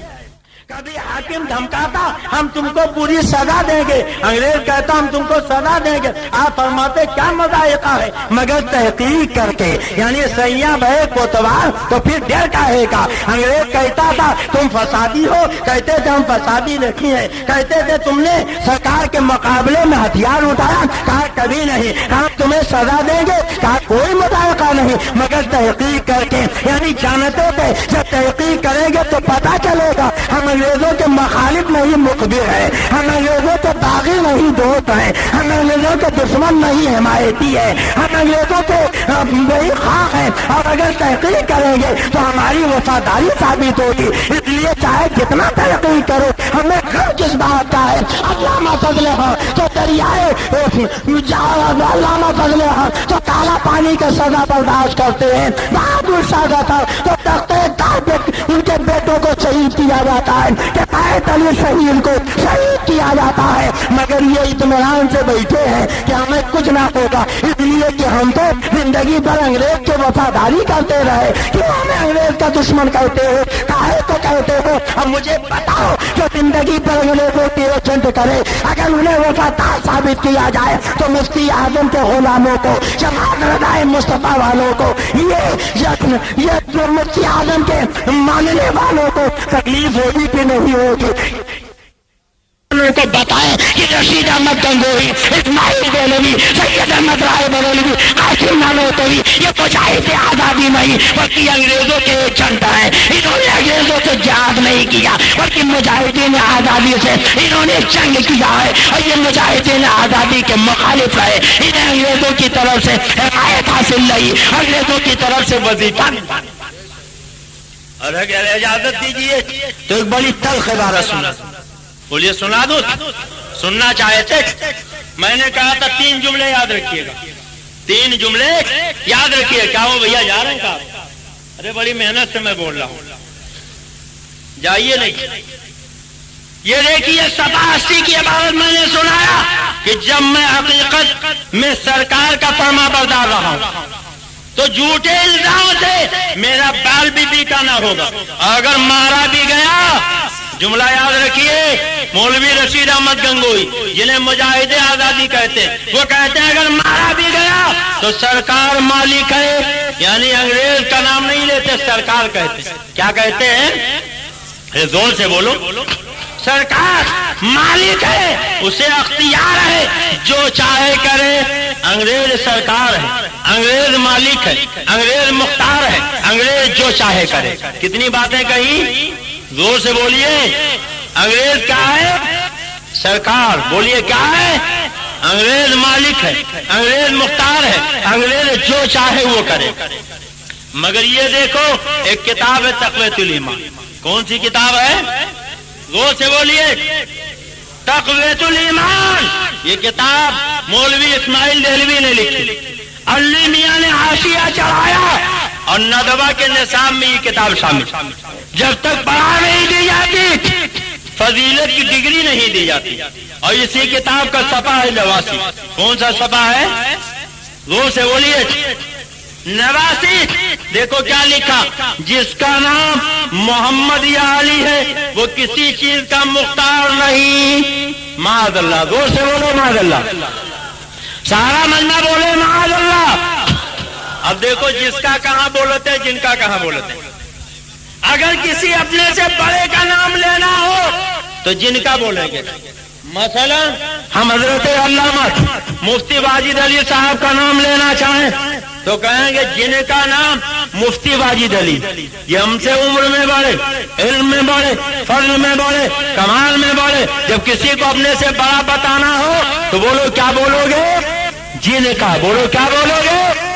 और अगर अब्दुल लतीफ का नाम लेना चाहे तो हमसे उम्र में छोटे, हम कहेंगे जिसका नाम अब्दुल लतीफ है। तो गोया किसी को अपने से छोटा बताना हो तो क्या बोलेंगे? अरे जोर से बोलिए। जिसका। अब देखो जालिम नबी के अख्तियार का इनकार करता था और जिनका नहीं लिखता, जिसका लिखता है, यानी जिन जुमलों में अख्तियार का इनकार किया उसमें तौहीन है मदीने वाले आका की। अब देखो अपने अंग्रेज गवर्नमेंट का नाम लिखा तो नाम नहीं लिखा, सरकार लिखा कि सरकार मालिक है, सरकार मुख्तार है। और मदीने वाले सरकार का नाम लिखा तो जिनका नहीं लिखा, लिखा जिसका नाम मोहम्मद या अली है। और फिर कहने दीजिए 1000 बार बछोयम जहन से मुझको गुलाब रोज नाम तो गुफ्तन कमाले पे हम हजारों मरतबा मुझको गुलाब से कुल्लियां करें, फिर भी हे अल्लाह के पैगंबर अगर आपका नाम ले तो कमाले बेअदबी है। नबी का मकाम तो ये है कि पूरा कुरान आप पढ़ा लिए। अल्लाह ताला ने अपने नबी को याद किया तो कहीं या मोहम्मद कह के नहीं याद किया है। जब अल्लाह ने अपने नबी को याद किया है चेहरे से जुल्फे हटाई वो दुआ कह दिया, चेहरे पे जुल्फे बिखेरी वो लैला सजा फरमा दिया, काला कम्बल ओढ़ा या मुसम्मिल फरमा दिया, चादर में पेटी या मुतसिल फरमा दिया। और अल्लाह ने जब अपने नबी को याद किया है तो कहीं आयुल नबी कहा, कहीं आयुल रसूल कहा, कहीं नूरे मदीन कहा, कहीं रहमतुल लिल आलमीन कहा। जरा सोचो ये खुदा ने पैदा किया है वो अपने नबी को याद करता है तो किस मोहब्बत से याद करता है। या आयुल नबी इन्ना रसूलुल्लाह का शायद वो शरफ व नज़ीरा दाई अल्लाह बेइल्मी व सराजम मुनीरा। मालिक गांव के गयूर मुसलमानों, ये देखो तुम्हारे आका है, तुम्हारे पैगंबर है, तुम्हारे नबी है, इनका खुदा जिसने पैदा किया है वो अपने नबी को या मोहम्मद कहकर नहीं पुकारा था, चेहरे से दिल से हटाए, वो दुआ कह के पुकारा, वो लैला सजा कह के याद किया, रहमतुल्लिल आलमीन कहा, नूर नबी कहा, ताहा कहा, यासीन कहा, वकील नबी कहा, सराजुल मुनीर कहा, दाई कहा, रहमतुल्लिल आलमीन कहा। मगर ये उम्मती कहलाने वाला सारी खुदाई के आका का नाम लिखता है, जमात नहीं लिखता, सीधे लिखता है जिसका नाम मोहम्मद अली है, वो किसी चीज का मालिक को मुख्तार नहीं। माले गांव वाले या तुम मुस्तफा की तौहीन नहीं, जिस पैगंबर का तुम कलमा पढ़ते हो उस नबी की तौहीन है। और वफादार उम्मती का कलेजा तरफ जाना चाहिए। बोलो, इसमें तुम्हारे नबी की तौहीन है कि नहीं है? बोलो, है कि नहीं है? तुमने वफादार माओ की गोदों में परवरिश पाई, तुम्हारे बाप ने तुम्हारी परवरिश की थी, माओ ने दूध के साथ तुम्हें गुट्टी में पिलाया था। खूबे नहाओ, जख्म चाहो तो पैदा करो, जब वक्त आए दीपे तो ये हक अदा करो। एक मर्द मोमिन तो ये ऐलान करता है, जो जान मांगो तो जान देंगे, जो माल मांगो तो माल देंगे, कभी ना होगा ये हमसे आगे, नबी का चावत जलाल देंगे। जमाना कुछ कहे, दीवाने अपनी जान दे देंगे, मगर दामन न छोड़ेंगे तुम्हारा या रसूल अल्लाह। बोलो, हमारे गांव के कईयों मुसलमान ये नबी का दुश्मन है कि नहीं है? बोलो, रसूल के गद्दार है कि नहीं है? अब अगर नबी के हाथों कौसर का जान पीना है, नबी के जरिए जन्नत में जाना, तो बोलो इन गद्दारों से सलाम करोगे? अगर ये सलाम करें तो जवाब दोगे? ये मुसल्ले पर उनके पीछे नमाज पढ़ोगे? ऐसे नबी के दुश्मनों की लड़कियां लाओगे, उन्हें अपनी लड़की दोगे और शादी ब्याह में इनको खिलाओगे, और जो लोग इन्हें दावत दे उनके साथ बैठ के टांगे नोचोगे? याद रखो, ये नबी के दुश्मन रसूल के गद्दार हैं। तवल्ला बेतवल्ला नेस्त मुमकिन, मोहब्बत अदावत के बगैर मुमकिन ही नहीं। हो सकता है कल माले गांव के चौराहे पर कोई अब्दुल लतीफ का बाजू पकड़े, कहे अब्दुल लतीफ, अब्दुल मुस्तफा माले गांव वालों को बहका गया। हमारे उलमाए देवबंद तो वो है जो अल्लाह के सिवा किसी की तारीफ नहीं करती। तो मैं कहूंगा इस धोखे में न रहिएगा। यही किताब तक़वियतुल ईमान है, टाइटल पे आप देकर अपने मौलाना का नाम लिखा तो लिखते हैं मुजाहिद इस्लाम आलिम रब्बानी मौलाना शाह इस्माइल शहीद रहमतुल्लाह अलैह, हजरत मौलाना सैयद अबुल हसन अली नदवी। जरा कलेजे पे हाथ रख के सोचो, अपने मौलाना का नाम लिखा तो किताब एक ही है, मुजाहिद इस्लाम भी लिख रहे हैं, आलिम रब्बानी भी लिख रहे हैं, मौलाना शाह भी लिख रहे हैं, सईद रहमतुल्लाह अलैह भी लिख रहे हैं, हजरत मौलाना सैयद भी लिख रहे हैं, और खुदा के महबूब का नाम लिखा, ताहा व यासीन का नाम लिखा, मुज़म्मिल व मुद्दस्सिर का नाम लिखा, वकील व नज़ीर का नाम लिखा, नूर मुबीन का नाम लिखा, महबूब रब्बुल आलमीन का नाम लिखा, तो जमात तक नहीं लिखा, सीधे लिख दिया जिसका नाम मोहम्मद या अली है, वो किसी चीज का मुख्तार नहीं। बोलो ताले गाँव के मुसलमानों, इससे बड़ी गुस्ताखी कुछ हो सकती है? बोलो, हो सकती है? अब देखो, ये किताब है तज़किरतुर रशीद, अंग्रेज को लिखना हुआ तो अंग्रेज का नाम नहीं लिखा, सरकार लिखा। क्या लिखा? सरकार लिखा, और लिखा अंग्रेज मुख्तार है, और मदीने वाली सरकार का नाम लिखा तो जनाब तक नहीं लिखा, नाम के बाद कुछ नहीं लिखा, मौला अली के नाम के पहले कुछ नहीं लिखा, नाम के बाद कुछ नहीं लिखा, सीधे लिखा जिसका नाम मोहम्मद या अली है, वो किसी चीज का मुख्तार नहीं। अंग्रेज को लिखा मालिक भी है, अंग्रेज मुख्तार भी है, अंग्रेज जो चाहे करे, और मदीने वाले आका न मालिक है न मुख्तार है न कुछ कर सकते थे। अब मुझे बताओ, जो जिसका खाता उसी का गाता है, हम मदीने वाले का खाते हैं तो मदीने वाले को मालिक भी कहते हैं, मुख्तार भी कहते हैं, और तुमने अंग्रेजों का खाया है तो अंग्रेजों को सरकार भी कहते हो, अंग्रेजों को मालिक भी कहते हो, अंग्रेजों को मुख्तार भी कहते हो, अंग्रेजों के लिए कहते हो जो चाहे करे, हमें कहने दो, अंग्रेजों की मिल्कियत तुम्हें मुबारक हो, अंग्रेजों की मुख्तारी तुम्हें मुबारक हो, हम मदीने वाली सरकार हमें।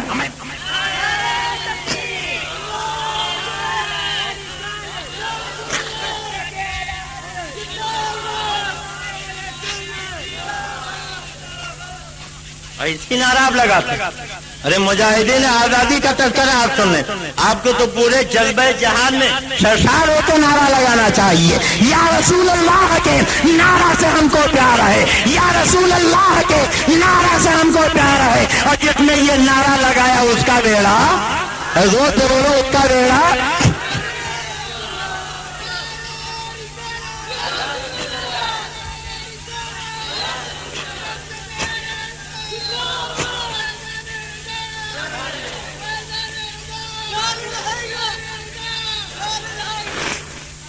क्या लिखा?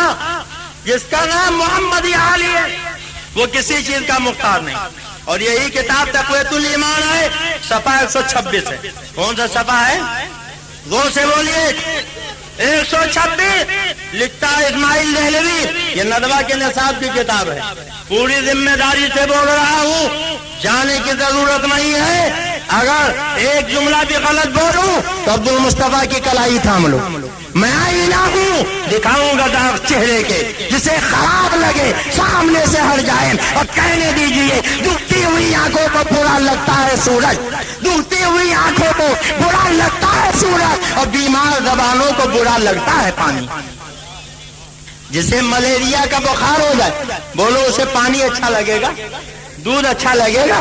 कहेगा आग तू बड़ा कड़वा, बोलो कहेगा कि नहीं? तो जिसके अकीदे में बुखार आ जाए, ईमान में बुखार आ जाए, उसे ये बातें अच्छी लगेंगी। देखो क्या लिखा सफ़ा 126 पर कि सारा कारोबार जहान का अल्लाह ही के चाहने से होता है, रसूल के चाहने से कुछ नहीं होता। माअल्लाह, जोर से बोलो माअल्लाह, सारा मजमा बोलो माअल्लाह। ये देखो लिखा साफ साफ, रसूल के चाहने से कुछ नहीं होता। और तज़किरतुर रशीद के सफ़ा, कौन सा सफ़ा है? 80। कौन सा सफ़ा है? 80 पे क्या लिखा कि देखो ये लिखते हैं कि सरकार मालिक है, उसे अख्तियार है, जो चाहे करे। रसूल के चाहने से कुछ नहीं होता, और अंग्रेज जो चाहे करे। माअल्लाह, जोर से बोलो माअल्लाह, सारा महीना बोलो माअल्लाह। कहते हैं सरकार के चाहने से कुछ नहीं होता, अंग्रेज जो चाहे करे। मैंने कहा था 4 बातें याद रखिए। कितनी बातें? कितनी बातें? एक तो ये कि अंग्रेज को सरकार कहा, नबी के नाम के पहले जनाब तक न लगाया। दूसरे ये कि नबी के मालिक होने का अख्तियार किया, इसी किताब में लिखा अल्लाह के सिवा किसी को मालिक ना जानियो। और दूसरे ये कि जिसका नाम मोहम्मद आली, वो किसी चीज का मुख्तार नहीं, यानी नबी को लिखा मालिक भी नहीं, नबी को लिखा मुख्तार भी नहीं, नबी को सरकार जनाब तक नहीं लिखा, तो नबी के लिए सरकार भी नहीं, नबी के लिए जनाब भी नहीं, नबी के लिए मालिक भी नहीं, नबी मुख्तार भी नहीं। और लिखा रसूल के चाहने से कुछ नहीं होता, मगर अंग्रेज सरकार भी है, अंग्रेज मालिक भी है, अंग्रेज मुख्तार भी है, अंग्रेज जो चाहे वो करे। अब बोलो है माले गांव वालों, इससे ज्यादा और रसूल दुश्मनी की कोई मिसाल होगी? बोलो होगी? कहते हैं अंग्रेज मालिक है, जो चाहे करे। अंग्रेज को तो ये अख्तियार, वो चाहे सियाह करे या सफेद, चाहे वो जिंदा रखे या मारे, तो अंग्रेज तो मालिक भी है, मुख्तार भी है। और मदीने वाले आका को कोई अख्तियार नहीं, साफ साफ लिख दिया रसूल के चाहने से कुछ नहीं होता। हमें कहने दीजिए, हमारा अकीदा तो ये है, हमारे इमाम ने हमको बस ये दिया कि हमारे नबी वो चाहते ही नहीं जो खुदा ना चाहे। अरे कह दो सुभान अल्लाह। तुम कहते हो सारा कारोबार जहान का अल्लाह ही के चाहने से होता, रसूल के चाहने से कुछ नहीं होता। और आला हजरत कहते हैं कि हमारे रसूल वो चाहते ही नहीं जो खुदा ना चाहे, नबी तो वही चाहते हैं जो खुदा चाहता है, और खुदा वही चाहता है जो उसका मुस्तफा चाहता है। खुदा की रजा चाहते हैं दो आलम, और खुदा चाहता है रजाए मोहम्मद। मैं तो मालिक ही कहूंगा कि मालिक के हबीब यानी महबूब वही में नहीं, मेरा तेरा। सुनो, अल्लाह के नबी वो चाहते ही नहीं जो उनका खुदा ना चाहे। कैसे? अगर इजाजत दीजिए तो बता दूं। बोलिए बता दूं। सुनना चाहते? इन्होंने अंग्रेज को मालिक माना, अंग्रेज को मुख्तार माना, अंग्रेज को माना कि वो जो चाहे करे, मगर मदीने वाले के चाहने से कुछ नहीं होता। और चाहने से क्या होता, कैसे होता, कितना होता, इजाजत दीजिए तो बता दो। सुनना चाहते? चले तो नहीं जाएंगे। کتنے لوگ چلے جائیں گے؟ کوئی نہیں آئے گا. سنیں گے؟ اچھا ایک بات بتائیے، آپ کے مالیگاؤں کی مسجدوں میں اذان ہوتی ہے؟ سنی ہے آپ نے؟ فجر سے پہلے اذان ہوتی ہے؟ ظہر اثر مغرب عشاء سے پہلے؟ ارے بولیے، ہوتی ہے کہ نہیں ہوتی؟ بولو ہوتی ہے کہ نہیں؟ سنیوں کے مسجدوں میں بھی، وہابیوں کے مسجدوں میں بھی. اور میں تو لکھنؤ میں رہتا ہوں، آئے دن تقریر ہوتی رہتی ہے، وہاں بھی کتاب دکھا کے تقریر کرتا ہوں. یہی تقویۃ الایمان ندوہ کے نصاب کی کتاب، وہاں کے مسجد میں بھی آتا. اور مکہ شریف مدینہ شریف گیا تو میں نے دیکھا وہاں کی مسجدوں میں بھی آتا. دبئی 4 مرتبہ تقریر کے لیے گیا، الحمدللہ وہاں بھی دیکھا کہ نماز سے پہلے اذان. بولو ہوتی ہے کہ نہیں؟ فجر سے پہلے اذان، ظہر سے پہلے اذان، عصر سے پہلے اذان، مغرب سے پہلے اذان، عشاء سے پہلے اذان. ہر جگہ جہاں نماز، مسجد میں نماز سے پہلے اذان. بولو کیا ہے؟ تم کہتے ہو سب اللہ ہی کے چاہنے سے ہوتا، رسول کے چاہنے سے کچھ نہیں ہوتا. تو ذرا قرآن میں دکھاؤ کس پارے میں اللہ نے کہا فجر سے پہلے اذان دو، ظہر سے پہلے اذان دو، عصر سے پہلے اذان دو، مغرب سے پہلے اذان دو، عشاء سے پہلے اذان دو. قیامت آ جائے گی مگر پورے قرآن میں کہیں اذان نہیں دکھا سکتے. اللہ نے اذان کا حکم ہی نہیں دیا ہے. تم کہتے ہو سب اللہ کے چاہنے سے ہوتا ہے، رسول کے چاہنے سے کچھ نہیں ہوتا ہے. تو اذان دینا بند کرو، فجر کی اذان بند کرو، ظہر کی اذان بند کرو، عصر کی اذان بند کرو، مغرب کی اذان بند کرو، عشاء کی اذان بند کرو. اس لیے کہ اذان کا حکم اللہ نے نہیں دیا ہے. ہو سکتا ہے کل کوئی کہے اگر اللہ نے حکم نہیں دیا مگر رسول اللہ نے تو حکم دیا ہے. ہم کہیں گے تم نے کہا ہے رسول کے چاہنے سے کچھ نہیں ہوتا. تو اعلیٰ حضرت کے غلام اذان دے کے نماز پڑھے. اب اگر تمہیں اذان دینا ہے تو تقویۃ الایمان میں آگ لگاؤ، گندے عقیدے سے توبہ کرو اور جماعت رضائے مصطفیٰ کے ارکان کے پاس آؤ اور کہو ہم کو بریلی لے چلو. اعلیٰ حضرت کی شوکت پہ جاؤ، ہاتھ جوڑ کر کہو میں تجری ہوں آقا، مجھے ساتھ لے لو، یہ راستے میں جا بچاتا رہے.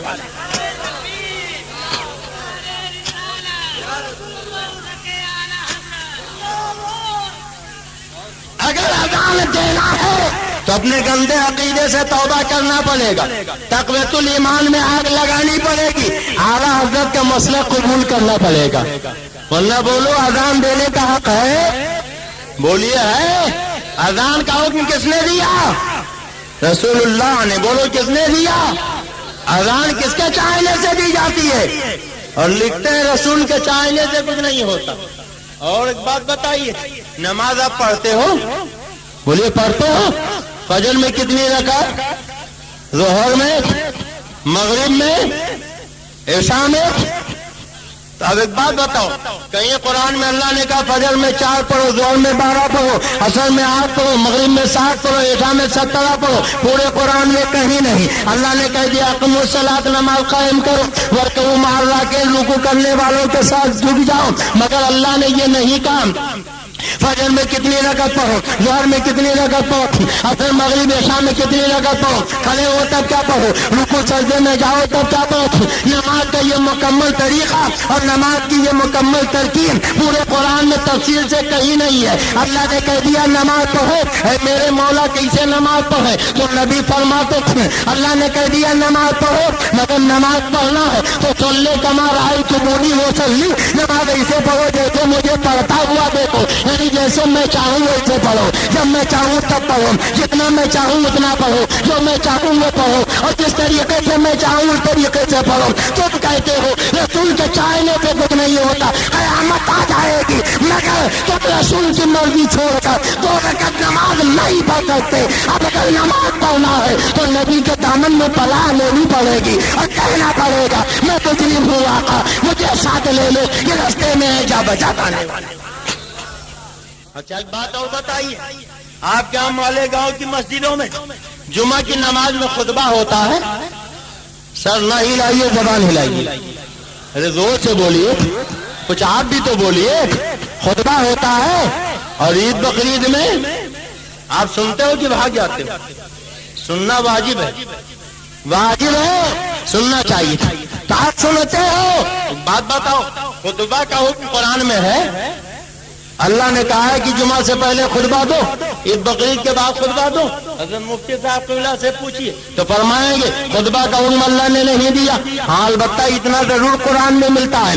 ایک مرتبہ میرے سرکار خطبہ دے رہے تھے, کچھ لوگ اٹھ کے چلے گئے, قافلہ آیا تھا تو اللہ نے تنبیہ فرمائی کہ خطبہ چھوڑ کے مت جایا کرو. ہم کہیں گے میرے مولا جب تو نے خطبہ کا حکم ہی نہیں دیا ہے تو یہ لوگ اٹھ کر چلے گئے تھے, انہیں تنبیہ کیوں کی جا رہی ہے؟ تو جواب ملے گا اگرچہ میں نے حکم نہیں دیا مگر میرے محبوب نے تو حکم دیا ہے. جیسے میری بات نہ ماننے والا مجرم ایسے ہی جو میرے نبی کی بات نہ مانے وہ بھی مجرم ہے. پتا چلا خطبہ کا حکم رسول اللہ نے دیا ہے مگر جن لوگوں نے نہیں سنا اللہ کی بارگاہ میں مجرم ہوئے, معصوم ہوئے, گویا خدا نے ذہن دے دیا ہے. اے میرے بندو, ارے جو میں چاہوں وہ بھی کرو اور جو میرا نبی چاہے وہ بھی کرو. اگر میرا چاہا نہ کرو گے تو مجرم ہوگے اور نبی کا چاہا نہ کرو گے تو بھی میری بارگاہ میں مجرم ہو.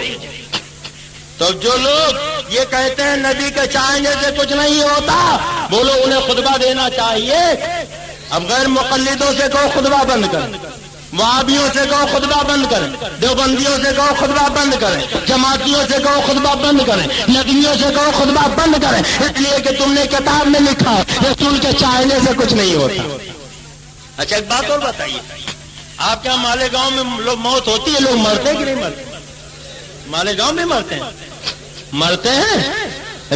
کیا صحیح کہہ رہے ہیں کہ غلط کہہ رہے ہیں؟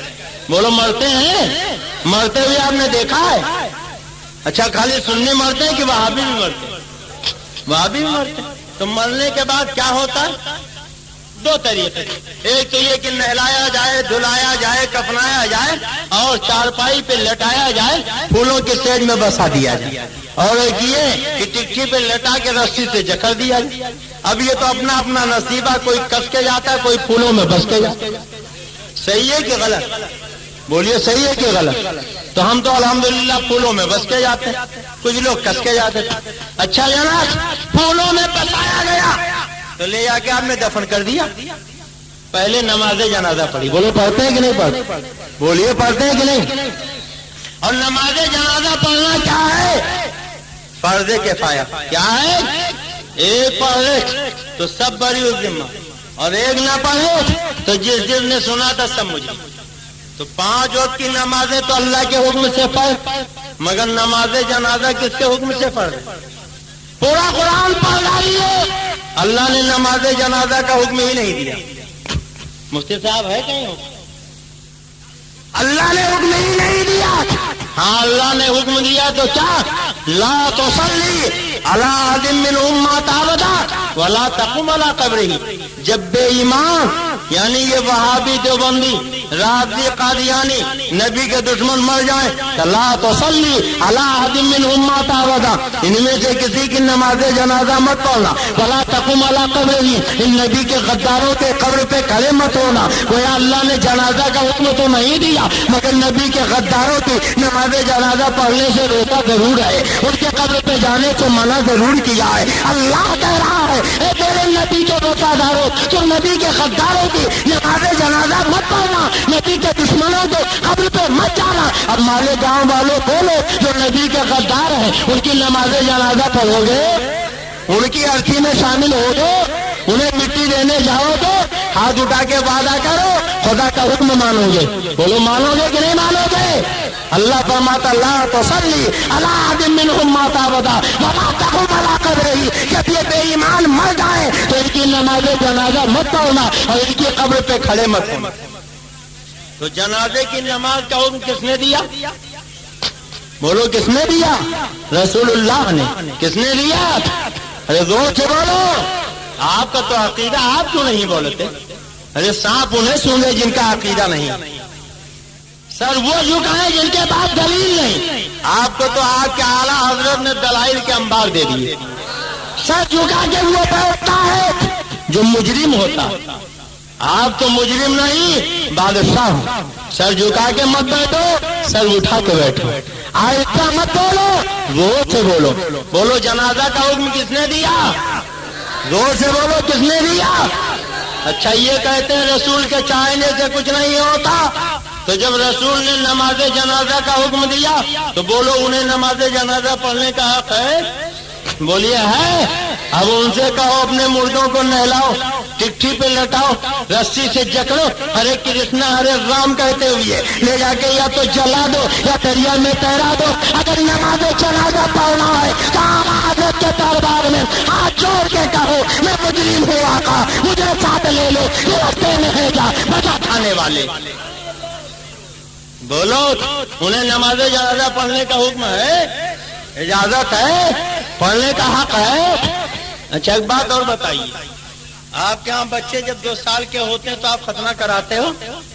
होता है कि नहीं होता? एक मरतबा बड़ौदा में मौलवी साहब पहुंचे, लोगों ने कहा 11वीं शरीफ के नियाज दे दीजिए, क्या कुरान में दिखाओ? खाजा साहब की छठी की फातिहा दे दीजिए, क्या कुरान में दिखाओ? अब ऐसे करनी के हलवे पे नजर दे दीजिए, क्या कुरान में दिखाओ? मिलाद शरीफ पढ़ दीजिए, क्या कुरान में दिखाओ? कहा अब तक मैंने वही किया जो कुरान में लिखा हुआ देखा। मेंबर पे खड़े होकर कहा भाइयों आइंदा भी वही करूंगा जो कुरान में देखूंगा। क्या हुआ मोहतरम, आप क्यों जा रहे हैं? कुछ बुरा लग रहा है? कुछ करने जा रहे हैं? अरे हम लोग भी जरूरत है। अच्छा साहब और तो कोई नहीं भागेगा? अच्छा नहीं, माशाल्लाह वो हावी नहीं है, वो किसी जरूरत से जा रहे हैं। जरूरतें सबको होती। तो बड़ौदा की जामे मस्जिद में खड़े हुए, कहा भाइयों अब तक मैंने वही किया जो कुरान में लिखा हुआ देखा, आइंदा भी वही करूंगा जो कुरान में लिखा हुआ देखूंगा। इसलिए कोई काम करवाने से पहले कुरान में देख लो, वही मुझसे मुतालबा करना। लोगों ने उनका नाम ही रख दिया मौलवी कुरान। सुनते सुनते कान पक गए। एक बेचारा पढ़ा कम था मगर पढ़ा ज्यादा था, अब्दुल लतीफ भाई की तरह। एक दिन अपने घर पहुंचा, कहा बेगम तुम्हें कुछ पता है? कहा क्या हुआ? कहा ये अपने मौलवी जो कुरानी है ना जामे मस्जिद का इमाम, कहाँ? कहा इनका तो खतना ही नहीं हुआ, मगर किसी से बताना नहीं।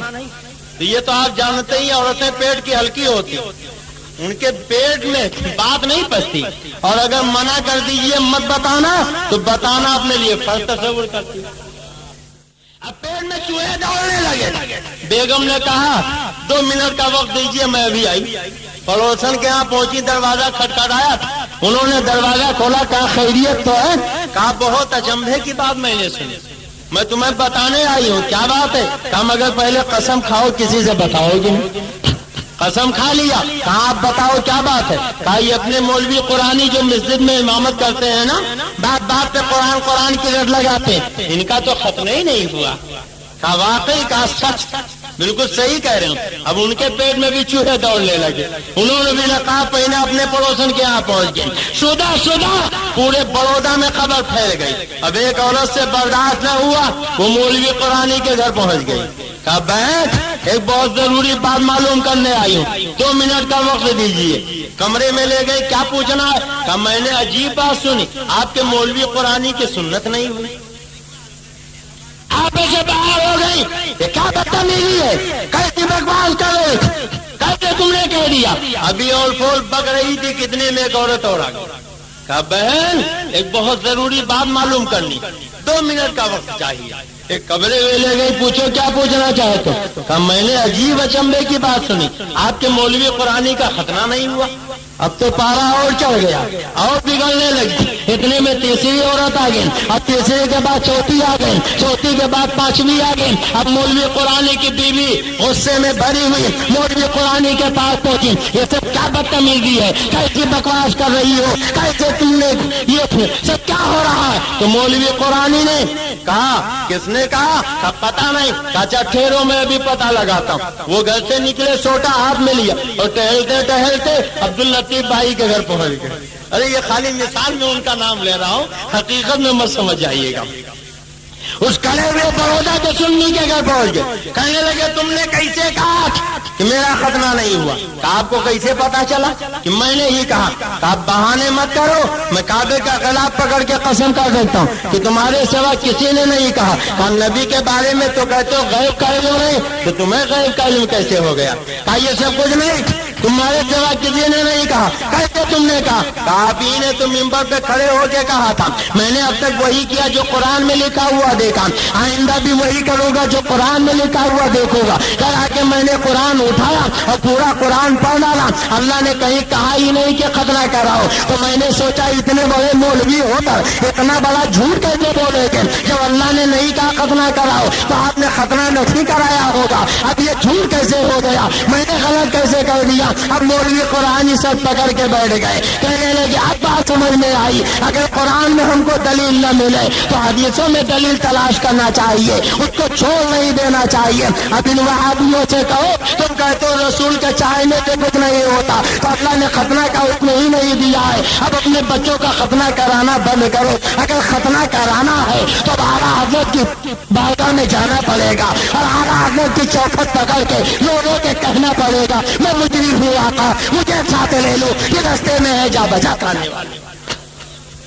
تو بولو اذان دی جاتی ہے رسول کے چاہنے سے، کس کے چاہنے سے؟ نماز کا مکمل طریقہ رسول نے دیا، خطبہ کا حکم اللہ کے نبی نے دیا، نماز جنازہ کا حکم اللہ کے نبی نے دیا، ختنہ کا حکم اللہ کے نبی نے دیا۔ اب جن کا یہ عقیدہ ہے کہ رسول کے چاہنے سے کچھ نہیں ہوتا، انہیں چاہیے اپنی مسجدوں میں اذان بند کریں، نماز پڑھنا بند کریں، اذان خطبہ دینا بند کریں، ختنہ کرانا بند کریں، نماز جنازہ پڑھنا بند کریں، اور اگر نہیں بند کرنا ہے تو تقویت الایمان کو ہمارے گاؤں کے چوراہے پر رکھ کے آگ لگاتے اور یہ اعلان کر دیں ہم تقویت الایمان کو چلاتے ہیں، گندے عقیدے سے توبہ کرتے ہیں، کفری باتوں سے رجوع کا توبہ کرتے ہیں اور اعلیٰ حضرت کا مسئلہ قبول کرتے ہیں، اور یہ اعلان کر دیں میں مجرم ہوں آقا، مجھے ساتھ لے لو، کہ رستے میں ہے جا بجا کرانے والے۔ مالک بھی ہے، مختار بھی ہے، جو چاہے کرے، اور رسول کے چاہنے سے کچھ نہیں ہوتا۔ معاذ اللہ، جو بولو معاذ اللہ۔ اب رسول کے چاہنے سے کیا ہوتا، کیسے ہوتا، کتنا ہوتا؟ اجازت دیجئے ایک حدیث سنا دوں، ایمان تازہ ہو جائے۔ سننا چاہتے خصائص کبریٰ علامہ جلال الدین سیوطی فرماتے ہیں جنگ تبوک کے موقع پہ کھانا ختم ہو گیا، صحابہ بھوک سے پریشان بارگاہ مصطفیٰ میں پہنچے، یا رسول اللہ بھوک لگی، تو آقا یہ نہیں کہتا اللہ سے جا کے مانگے، میرے چاہنے سے کچھ نہیں ہوگا، فرماتے ہیں بھوک لگی، کہاں ہاتھ؟ کہا بلال توشہ دان جھاڑو، شاید کھانے کا کچھ سامان نکلے۔ حضرت بلال نے توشہ دان جھاڑا تو 7 کھجوریں نکلی۔ کتنی کھجوریں نکلی؟ زور سے بولو کتنی نکلی؟ سرکار نے دسترخوان بچھوا دیا، گویا نبی کی سنت ہے کچھ کھانا چاہو تو دسترخوان بچھا لو، کیا کرو؟ زور سے بولو کیا کرو؟ اور یہ دسترخوان کیسے رنگ کا ہونا چاہیے؟ لال رنگ۔ اور سنو اگر دسترخوان پہ کھانے کا کوئی دانہ گر جائے، کوئی ذرہ گر جائے تو اسے پڑا نہ رہنے دیں، آقا فرماتے اسے چن چن کے کھا لو، پلیٹ میں رہ جائے تو پوچھ پوچھ کے چاٹ لو، انگلی میں رہ جائے تو خود چاٹ لو، یا کسی ایسے کو چٹا لو جو چٹانا معیوب نہ سمجھے۔ آقا فرماتے تمہیں کیا پتا کھانے کی برکت اللہ نے کس دانے میں رکھی، کس ذرے میں رکھی؟ ہو سکتا ہے جو برکت والا ذرہ تھا وہی دسترخوان پہ رہ گیا ہو، وہی پلیٹ میں رہ گیا ہو، اور تم نے چھوڑ دیا تو تمہارے گھر سے رزق کی برکت چلی جائے گی۔ سبحان اللہ، زور سے کہہ دو سبحان اللہ۔ اچھا ایک بات بتاؤ، آپ میں سے کوئی کوڑی بننا چاہتا؟ خدا نہ کرے کوڑی بنے نبی کے دشمن، رسول کے غدار، آپ کیوں کوڑی بنے؟ اگر اجازت دیجئے تو ایسا فارمولہ بتا دوں کہ آپ کبھی کوڑی بنے ہی نہیں۔ بولیے جاننا چاہتے ہیں؟ بزرگوں نے فرمایا کہ دسترخوان پہ کھانے کے جو دانے گر جاتے ہیں اگر انہیں چن چن کے کھا لیا جائے تو کبھی کوئی کی بیماری ہوتی ہی نہیں۔ سبحان اللہ، زور سے کہہ دو سبحان اللہ، سب مل کے کہہ دو سبحان اللہ۔ ہماری ماں تمہاری ماں حضرت عائشہ کہتی ہے ایک مرتبہ سرکار گھر میں تشریف لائے، دیکھا ایک روٹی کا ٹکڑا پڑا، سرکار نے اٹھایا، صاف کیا، اسے کھا لیا، فرمایا اے عائشہ کھانے کا احترام کیا کرو، تمہیں کیا پتا اللہ نے کھانے کی برکت کس حصے میں رکھی ہے، یہ رزق جس سے ڈوب جاتی ہے دوبارہ پلٹ کے نہیں آتی۔ میرے عزیزوں اب میں آپ کو بتاؤں شریعت کا مسئلہ ہے، کسی کے دسترخوان پہ جاؤ تو اگر پیالے میں سالن بچ جائے جب تک میزبان اجازت نہ دے اسے پی نہیں سکتے، اس لیے کہ ہو سکتا میزبان نے تھوڑا سالن بنایا ہو، آپ پی لیں تو بعد میں کھانے والوں کو سوکھا چاول کھانا پڑے، سوکھی روٹی کھانا پڑے اور میزبان کو رسوائی کا سامنا کرنا پڑے۔ اسلام کسی کو رسوا دیکھنا گوارا نہیں کرتا، اس لیے شریعت کا قانون یہ ہے اگر کسی کے دسترخوان پہ کھانا ہے تو خود کھاؤ، کسی دوسرے کو نہیں بٹھا سکتے، جو سالن بچ جائے اسے پی نہیں سکتے۔ مگر آج ہوتا کیا، جب دعوت ولیمہ میں ہم جاتے ہیں تو جب دسترخوان پہ بیٹھتے ہیں جیسے ہی قورمے کی خواب آتی ہے تو اپنے سامنے کھینچ لیتے ہیں ساری اچھی اچھی بوٹیاں اپنی پلیٹ میں، اور جب خالی ہڈی رہ گئی تو عبداللطیف بھائی کی طرف بڑھا دیا، بھائی جان آپ بھی لیجیے، آپ تو کچھ لے ہی نہیں رہے۔ جب بریانی آئی تو مرغ کی ساری ٹانگیں اپنے پلیٹ میں، اور جب خالی ہڈی رہ گئی تو بڑے محبت سے کہا صوفی صاحب آپ بھی لیجیے، آپ تو کچھ لے ہی نہیں رہے۔ بولیے ہوتا کہ نہیں؟ ارے جب شوربات آپ بغیر اجازت نہیں پی سکتے تو ساری ٹانگیں اور ساری بوٹیاں آپ اپنی پلیٹ میں رکھ سکتے ہیں۔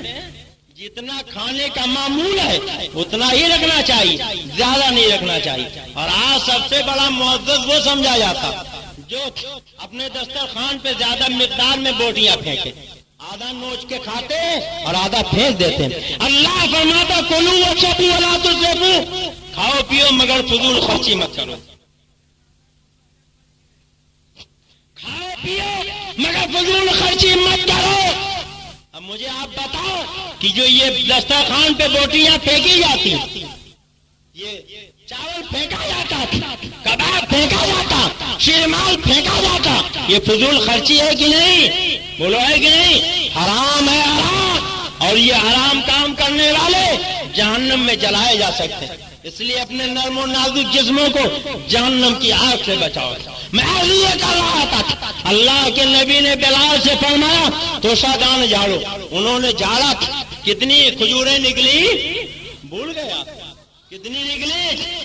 اور یہ بائیں والے بھی سن رہے کہ نہیں سن رہے؟ کتنی کھجوریں نکلی؟ آپ لوگ بھی بول دیجیے کتنی نکلی؟ اب کیا کریں بیچارے منتظمین نے بیٹھنے کا انتظام ہی نہیں کیا تو کھڑے ہو کے سن رہے تھے۔ بھائی جن کا جتنا انتظام تھا انہوں نے کر دیا، معاف کیجئے گا، مگر بڑی محبت سے لوگ سن رہے ہیں، اس لیے جی چاہتا سناتا جاؤں۔ تو کتنی کھجوریں نکلی؟ سرکار نے سامنے رکھوایا، اس پہ ہاتھ رکھا اور کچھ پڑھا، سبحان اللہ، زور سے کہہ دو سبحان اللہ، ارے زور سے کہہ دو سبحان اللہ۔ سامنے رکھا پڑھا۔ آج وہابی کیا کہتا ہے؟ غوث پاک کی نیاز حرام، خواجہ صاحب کی چھٹی حرام، حلوہ حرام۔ ہم نے پوچھا کیوں حرام؟ کہ سامنے رکھ کے پڑھا جاتا ہے، اور جو چیز سامنے رکھ کے پڑھی جائے وہ حرام ہو جاتی ہے۔ بولو آپ نے سنا کہ نہیں سنا؟ ارے بولیے سنا کہ نہیں سنا؟ اچھا ایک بات بتاؤ، اگر سامنے رکھ کے پڑھنے سے چیز حرام ہو جاتی ہے تو جب ان کے ابا مرے تھے تو ان کی نماز جنازہ سامنے رکھ کے پڑھی تھی کہ پیچھے؟ ارے بولیے کہاں رکھ کے پڑھتے ہیں؟ بولیے کہاں رکھ کے پڑھتے ہیں؟ تو اگر سامنے رکھ کے پڑھنے سے غوث کی نیاز حرام ہو گئی، خواجہ کا تبرک حرام ہو گیا، امام حسین کا کھچڑا حرام ہو گیا، تو تمہارے ابا کیا ہو گئے؟ بولیے کیا ہو گئے؟ میں نہیں کہتا، آپ ہی بول رہے، بولو کیا ہو گئے؟ کہتے ہیں حضرت کی عبد المصطفیٰ جہاں جاتا گالی بکتا۔ میں نے کہا کیا گالی بکتا ہوں؟ کہا خبیث کہتے ہیں، مردود کہتے ہیں، شیطان کہتے ہیں، یہ گالی نہیں۔ تو میں نے کہا اچھا آپ قرآن پڑھتے ہیں؟ کہا پڑھتا ہوں۔ میں نے کہا کیا پڑھتے ہیں؟ کہا جب قرآن اٹھاتا ہوں تو پہلے پڑھتا ہوں اعوذ باللہ من الشیطان الرجیم، پھر پڑھتا ہوں بسم اللہ الرحمن الرحیم۔ میں نے کہا ترجمہ کیا ہے؟ کہا اللہ کی پناہ مانگتا ہوں میں شیطان مردود سے۔ تو میں نے کہا یہی میں نے ممبر پہ کہہ دیا تھا تو تم نے کہا گالی بک رہے، اب تم بتاؤ قرآن پڑھ رہے ہو کہ گالی بک رہے ہو؟ ارے اگر شیطان کہنا گالی، مردود کہنا گالی، رجیم کہنا گالی، تو تم نے تو ابھی بسم اللہ الرحمن الرحیم پڑھ کر اللہ کو رحمان الرحیم بھی نہیں کہا، پہلے یہ شیطان مردود کہہ رہے۔ وہ خدا چاہتا یہ ہے کہ میرا قرآن بعد میں پڑھنا، پہلے میرے نبی کے دشمن کو شیطان کہہ دینا، مردود و رجیم کہہ دینا۔ وہ خدا چاہتا یہ ہے کہ اللہ بے تبرہ نیست ممکن، محبت عداوت کے بغیر ممکن ہی نہیں۔ کہتے ہیں صاحب साहब ये मिंबर रसूल है, मिंबर का कुछ एहतराम होना चाहिए। आप लोग कोई एहतराम नहीं करते। मैंने कहा क्या एहतराम? कहा कभी मजदूर शैतान कहते हैं ये एहतराम। तो मैंने कहा अच्छा नमाज पढ़ते हो तो क्या पढ़ते हो? औज़ु बिल्लाहि मिनश शैतानिर रजीम, फिर बिस्मिल्लाहिर रहमानिर रहीम, फिर अल्हम्दुलिल्लाहि रब्बिल आलमीन। मैंने कहा अरे पहले तुमने नमाज में नियत बांधी है तो नबी के दुश्मन को शैतान और मरदूद कह के गाली बक दी। गोया खुदा ने ये जहन दे दिया कि बिस्मिल्लाह पढ़ के मुझको रहमान और रहीम बाद में कहना, अलहम्दुलिल्लाह शरीफ पढ़ के मेरी हमदो सोना बाद में बयान करना। पहले मेरे नबी के दुश्मन को शैतान कह देना, मेरे नबी के दुश्मन को रजीम कह देना। जब नबी के दुश्मन को बुरा कह दोगे, शैतान और मरदूद कह दोगे, तब रहमान कहोगे मैं कबूल करूंगा, रहीम करोगे मैं कबूल करूंगा, हमदो सारा बयान करोगे कबूल करूंगा। और अगर नबी के दुश्मन को बुरा ना कहा तो मैं सब मजदूर कर दूंगा। अगर अपनी ये बातें कबूल करवाना है तो पहले नबी के दुश्मन को बुरा करो। और हजरत में जब हज के लिए गया तो जब 8 तारीख आई तो मैंने देखा एक से एक भट्ठे वाले सब बक्सा बिस्तर संभाल के जा रहे हैं। मैंने कहा कहाँ जा रहे हो? काम में ना जा रहा। क्यों जा रहे हो? कहा शैतान को कंकर मारना। हमने कहा हिंदुस्तान में बहुत तलाश किया, शैतान नुमा इंसान तो नजर आए मगर सरापा शैतान नजर नहीं आए। चलो अच्छा हुआ हज करने आए तो शैतान भी देख लेंगे। तो कहा कैसी बात कर रहा हूँ, शैतान कहाँ? मैंने कहा बैठ। कहा वहां तो 3 पत्थर हैं, जिसे बड़ा शैतान, मजला शैतान, छोटा शैतान कहा जाता। मैंने कहा बैठ। कहा उन्हीं को पत्थर मारा जाएगा। मैंने कहा ऐसा? मैंने कहा क्यों? कहा अल्लाह के पैगंबर को शैतान ने बहकाने की कोशिश की, अल्लाह के नबी ने कंकर मार के धंसा दिया। अब कयामत तक अल्लाह ने हुक्म दे दिया ऐ मेरे बंदो जब हज के लिए आए तो मेरे नबी के दुश्मन को कंकरियां मार कर जमीन में धंसाओ।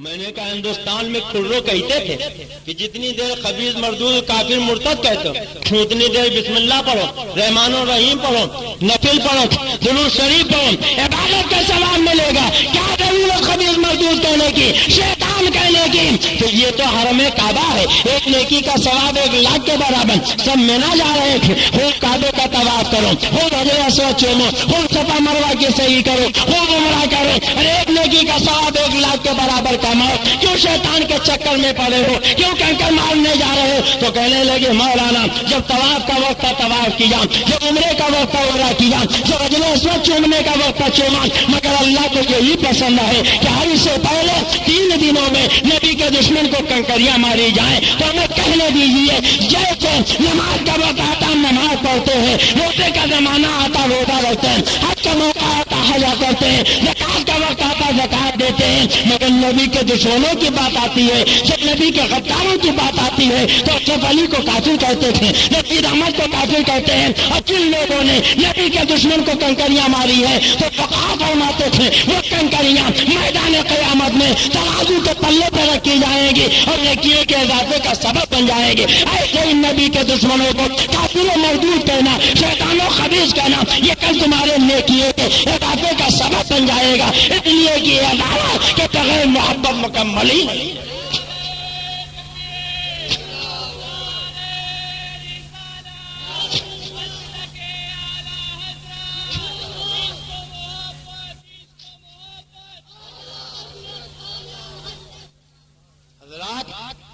पर्चे पर पर्चा आ रहा है, उन्वान पर उन्वान मिलता जा रहा है और बात बढ़ती चली जा रही। कहते क्या है? किसी को बुरा नहीं कहना चाहिए।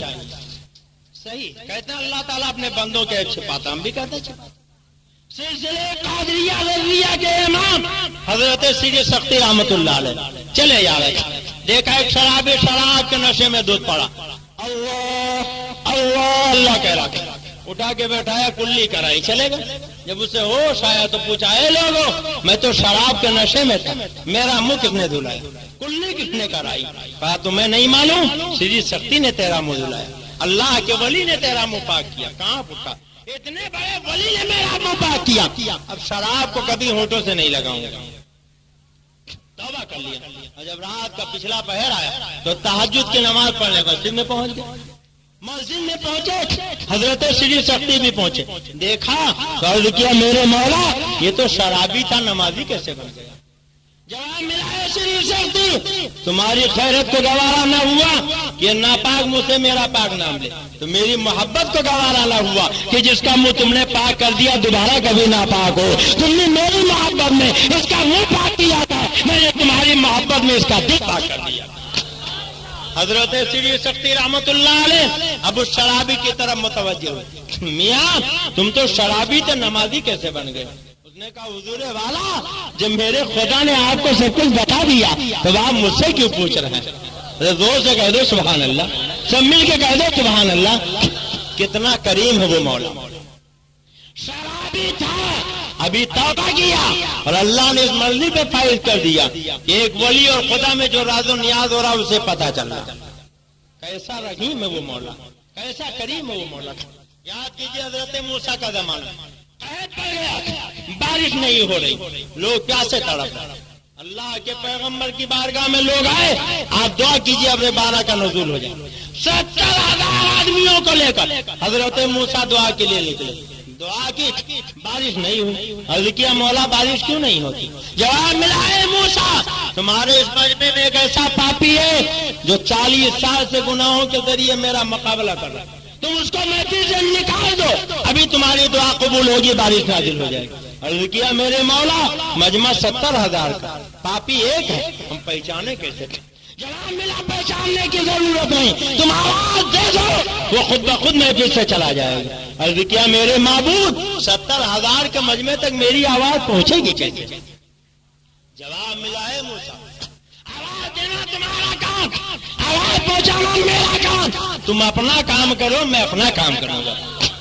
حضرت موسیٰ نے کہا اے پاپی تو 40 سال سے گناہوں کے ذریعے خدا کا مقابلہ کر رہا، تیرے گناہوں کی نحوست سے اللہ نے بارش روک دی، میں پھر سے نکل جا تاکہ بارش نازل ہو جائے۔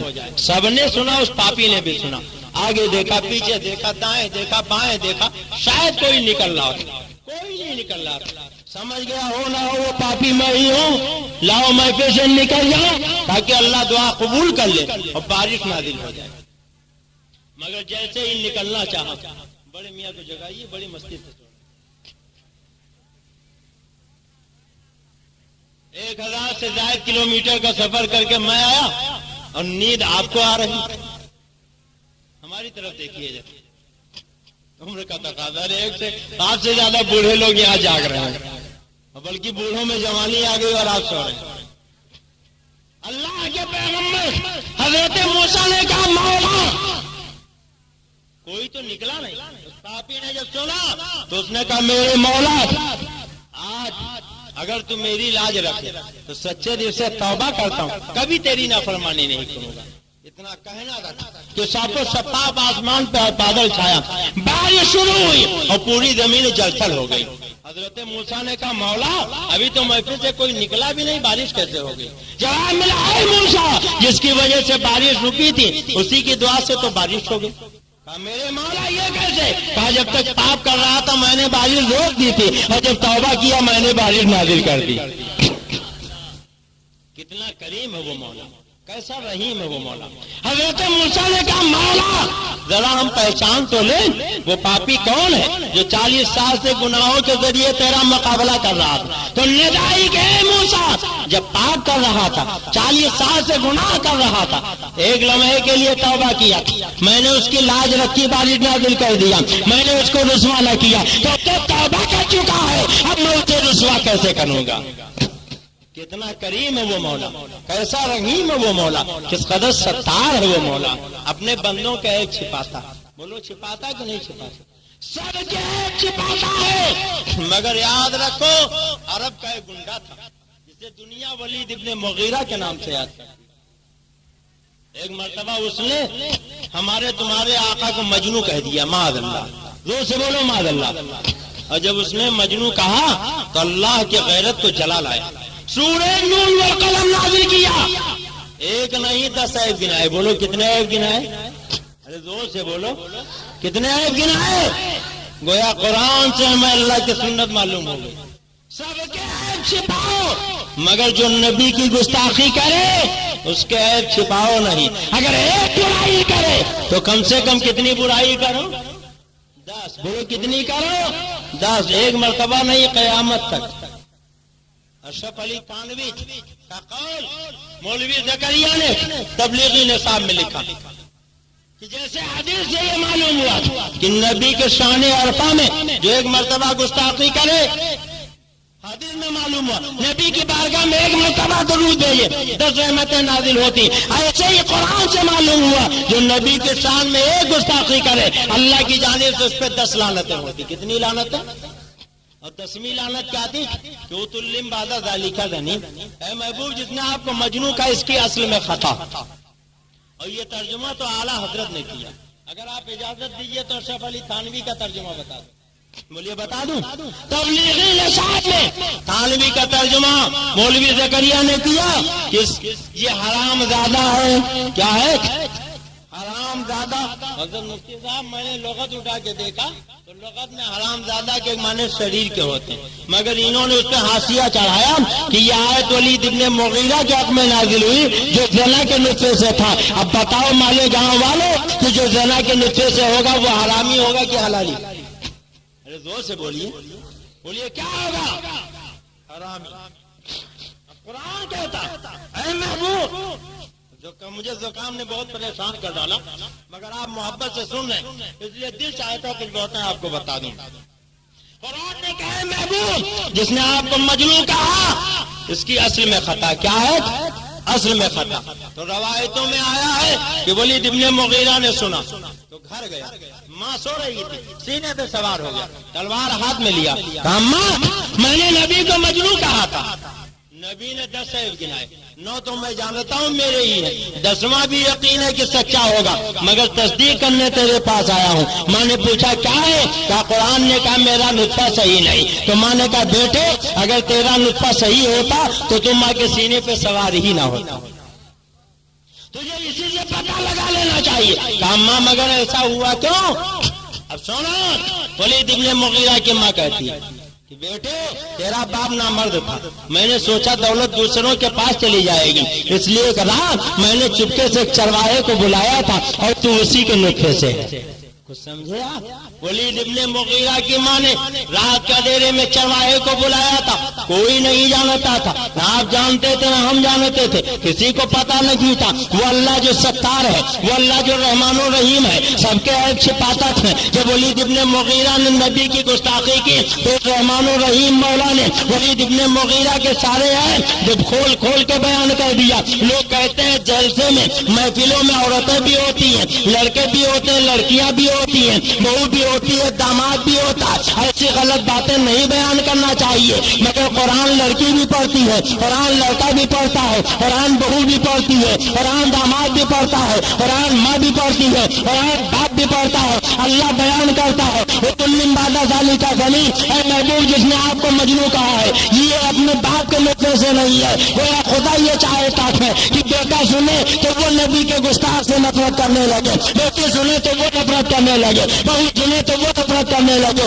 ماں باپ سنے تو وہ نفرت کرنے لگے. اور جو لوگ یہ کہتے ہیں نبی کے کسی کو برا نہیں کرنا چاہیے، میں اس سے پوچھنا چاہتا ہوں کہ آپ قرآن نہیں پڑھتے ہو؟ ارے ضرور قرآن پڑھتے ہو، پورے سال آپ قرآن نہ پڑھو مگر جب رمضان کا مہینہ آئے گا دن میں روزہ رہنے کے بعد تراویح کی نماز پڑھنے کھڑے ہو گئے تو یہ دیکھو مسجد کی محراب ہے، ایک امام کھڑا ہوا تھا. اگر امام نے یہ سوچا کہ زائد میں نبی کے دشمن کو حرامی کہا گیا، ہم اگر پڑھیں گے تو ہمارے گاؤں والے کہیں گے یہ مسجد میں گالی بک رہا، لاؤ جاؤ چھوڑو دیکھ تو سارے حافظ لقما دیں گے. حافظ صاحب یہ زائد میں نبی کے دشمن کے نطفے کی برائی بیان کی گئی ہے، آپ پڑھیے ورنہ قرآن مکمل نہیں ہوگا. اب ہمیں کہنے دیجیے دن میں روزہ رہنے کے بعد مسجد کی محراب میں نماز کی نیت میں نماز کی حالت میں نیت باندھ کر امام کھڑا ہے اور نبی کے دشمن کو اتلم بعد ذالک ذنیب کہہ کر حرامی کہہ رہا ہے اور یہ گالی نہیں خدا کی عبادت ہو رہی ہے. وہ خدا نے ذہن دے دیا ہے جو سب کے عیب چھپاؤ مگر جو نبی کی گستاخی کرے اسے نماز میں برا کہو، یہ گالی نہیں بلکہ خدا کی عبادت ہوگی. اور حضرات آپ سنو ولید ابن مغیرہ نے ماں سے پوچھا تھا، ماں نے کہا بیٹو تیرا باپ نامرد تھا، میں نے چرواہے کو بلایا تھا، تو اسی کے نطفے سے ہے. وہ قرآن کا آئینہ یہ بتا رہا ہے کہ نبی کی گستاخی وہی کرے گا جو کسی چرواہے کے نطفے سے ہوگا یا کسی گھسیارے کے نطفے سے ہوگا. اگر اپنے باپ کا ہوگا تو پیغمبر کی گستاخی کر ہی نہیں سکتا ہے. اب جو لوگ نبی کی گستاخی کرے چاہے وہ مالک گاؤں کرے رہنے والے ہو یا دھولیا کے رہنے والے ہو یا بمبئی کے رہنے والے ہو، انہیں قرآن کا آئینہ دکھا دیجیے اور ان سے کہیے اپنے ماؤں کو اپنے نسبت کی تحقیق کرو، کہیں ایسا تو نہیں کہ تمہارے ماؤں کے قدم بھی ولید ابن مغیرہ کی ماں کی طرح بڑھ گئے ہو، انہوں نے کسی گھسیارے یا چرواہے کو بلا لیا ہو، اس لیے کہ نبی کی گستاخی وہی کرے گا جو اپنے باپ کا نہیں ہوگا، اگر اپنے باپ کا ہے تو نبی کی گستاخی کر ہی نہیں۔ اور سنو قرآن کے اسی صورت میں اللہ فرماتا سنا سمعو علی الخرطوم، اے محبوب جس نے آپ کو مجنون کہا ان قریب اس کے سور کے جیسی تھوتنی داغ دیں گے۔ ولید ابن مغیرہ آدمی تھا، سور نہیں، مگر اللہ نے اس کے چہرے کو سور کی تھوتنی کہا۔ وہ خدا چاہتا یہ سب کے عیب چھپاؤ، مگر جو نبی کا دشمن ہے اس کے عیب بیان کرو۔ بولو بیان کرنا چاہیے کہ نہیں؟ اب بات کہاں سے نکلی تھی کہاں جا پہنچی؟ میں عرض یہ کر رہا تھا کہ سرکار نے کہا بلال توشہ دان جاؤ، انہوں نے توشہ دان جھاڑا، کتنی کھجوریں نکلی، دسترخوان بچھوایا، ساتوں کھجوریں رکھی، ہاتھ رکھا، کچھ پڑھا اور فرمایا بلال اب جتنے بھوکے سب کو بلاؤ، سب آگے، فرمایا نکال نکال کے کھاؤ۔ تو حضرت بلال کہتے ایک ہاتھ سے کھجور نکالتا تھا، کھا کے دوسرے ہاتھ سے گٹھلی الگ رکھ دیتا تھا، اب نکالتا جا رہا تھا کھاتا جا رہا تھا، نکالتا جا رہا تھا کھاتا جا رہا تھا، یہاں تک کہ پیٹ بھر گیا۔ سبحان اللہ، یا زور سے کہہ دو سبحان اللہ۔ ایک بات بتاؤ، 7 کھجوروں میں کسی کا پیٹ بھرے گا؟ حضرت بلال کا پیٹ بھر گیا تو کہتے ہیں بڑا تعجب ہوا کہ کھجوریں ساتھ ہی تھی، پیٹ کیسے بھر گیا؟ تو فرماتے میں نے سوچا لاؤ شمار کریں میں نے کتنی کھجوریں کھائیں، تو گٹھلیاں رکھتے جا رہے تھے۔ فرماتے ہیں جب میں نے گٹھلیوں کو گنا تو میں نے تنہا جو کھجوریں کھائی تھی وہ 54 کھجوریں تھیں۔ سبحان اللہ، زور سے کہہ دو سبحان اللہ، سب مل کے کہہ دو سبحان اللہ۔ پہلے کل کتنی کھجوریں تھیں؟ حضرت بلال نے کتنی کھائیں؟ 54، 7 میں سے کتنی کھائیں؟ اور جو لوگ بیٹھے تھے منہ دیکھ رہے، حضرت بلال کہتے ہیں سب نے کھایا، سب کے پیٹ بھر گئے۔ اب تو اور تعجب ہوا کہ کھجوریں 7 ہی تھی، 54 تو پہلے کھا لیا اور میرے سارے ساتھیوں نے کھایا، سب کے پیٹ بھر گئے۔ فرماتے میں نے سوچا اگر سرکار ہاتھ ہٹا دیتے تو میں یہ دیکھتا بچی کتنی۔ آقا نے ہاتھ ہٹا دیا اور جب سرکار نے ہاتھ ہٹایا تو حضرت بلال کہتے میں نے دیکھا خدا کی قسم 7 کے ساتوں کھجوریں بھی موجود ہے۔ حضور سے کہہ دو سبحان اللہ، سب مل کے کہہ دو سبحان اللہ۔ تم کہتے ہو رسول کے چاہنے سے کچھ نہیں ہوتا، یہ قصہ نہیں ہے، کہانی نہیں ہے، افسانہ نہیں ہے، ناول نہیں ہے، نبی کی حدیث سنا رہا ہوں۔ حضرت بلال نے کتنی کھائی؟ 54، سارے صحابہ نے کھایا اور پھر بھی 7 کے ساتوں بچی رہ گئی۔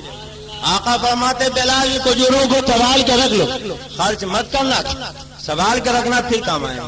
رکھ لیا، پھر دوسرے دن آیا آقا بھوک لگی، فرمایا کھجوریں کیا ہوئی؟ کہا سرکار رکھی، کہا لاؤ، پھر لے کے آئے، پھر ہاتھ رکھا، کچھ پڑھا، کہا کھاؤ۔ حضرت بلال کہتے دوسرے دن کھانے والے درخت کتنے تھے اور کھجوریں کتنی؟ فرماتے نکال نکال کے کھایا، پھر سب کے پیٹ بھر گئے۔ پھر آقا نے ہاتھ ہٹایا تو دیکھا 7 کے ساتوں موجود ہے۔ یہ کہانی نہیں، قصہ نہیں، حدیث سنا رہا ہوں۔ اسی طرح آقا روز کھلاتے رہے اور روایتوں میں آیا ہوا ہے کہ سب سیلاب آسودہ ہوتے رہے، اور جب مدینہ قریب آیا تو سرکار نے ایک بچے کو بلایا، وہ 7 کھجوریں دے دی، وہ مسکرا کے کھاتا چلا گیا۔ آقا فرماتے بلال مجھے شرم آتی ہے، ورنہ ان 7 کھجوروں کو مدینہ لے جاتا اور پورے مدینے والوں کو ان 7 کھجوروں میں آسودہ کر دے گا۔ تم کہتے ہو رسول کے چاہنے سے کچھ نہیں ہوتا، اور میرے اعلیٰ حضرت کیا کہتے ہیں مالک کونین ہیں جو باشد ہوتے نہیں، اور تو جہاں کی نعمتیں ہیں ان کے خالی ہاتھ میں ہاتھ جسم تو اٹھا غنی کر دیا۔ مجھے بڑے سماعت پہ لاکھوں سلام، یہ بڑے موتی یہ ہے قاسم، یہ کشتا ہے کھلاتے یہ ہیں، اور ٹھنڈا ٹھنڈا میٹھا میٹھا پیتے ہم پلاتے یہ ہیں۔ کون دیتا ہے دینے کو وہ چاہیے، دینے والا ہے سچا ہمارا نبی۔ اور سرکار مفتی اعظم کہتے ہیں یا رسول اللہ کھاتے ہیں تیرے در کا، پیتے ہیں تیرے در کا، پانی ہے تیرا پانی، دانا ہے تیرا دانا۔ تو بولو رسول کے چاہنے سے ہوتا ہے کہ نہیں ہوتا؟ مگر یہ وہابی جنہوں نے انگریز کے بارے میں لکھا مالک بھی ہے، انگریز مختار بھی ہے، انگریز سرکار بھی ہے، اور انگریز جو چاہے وہ کرے۔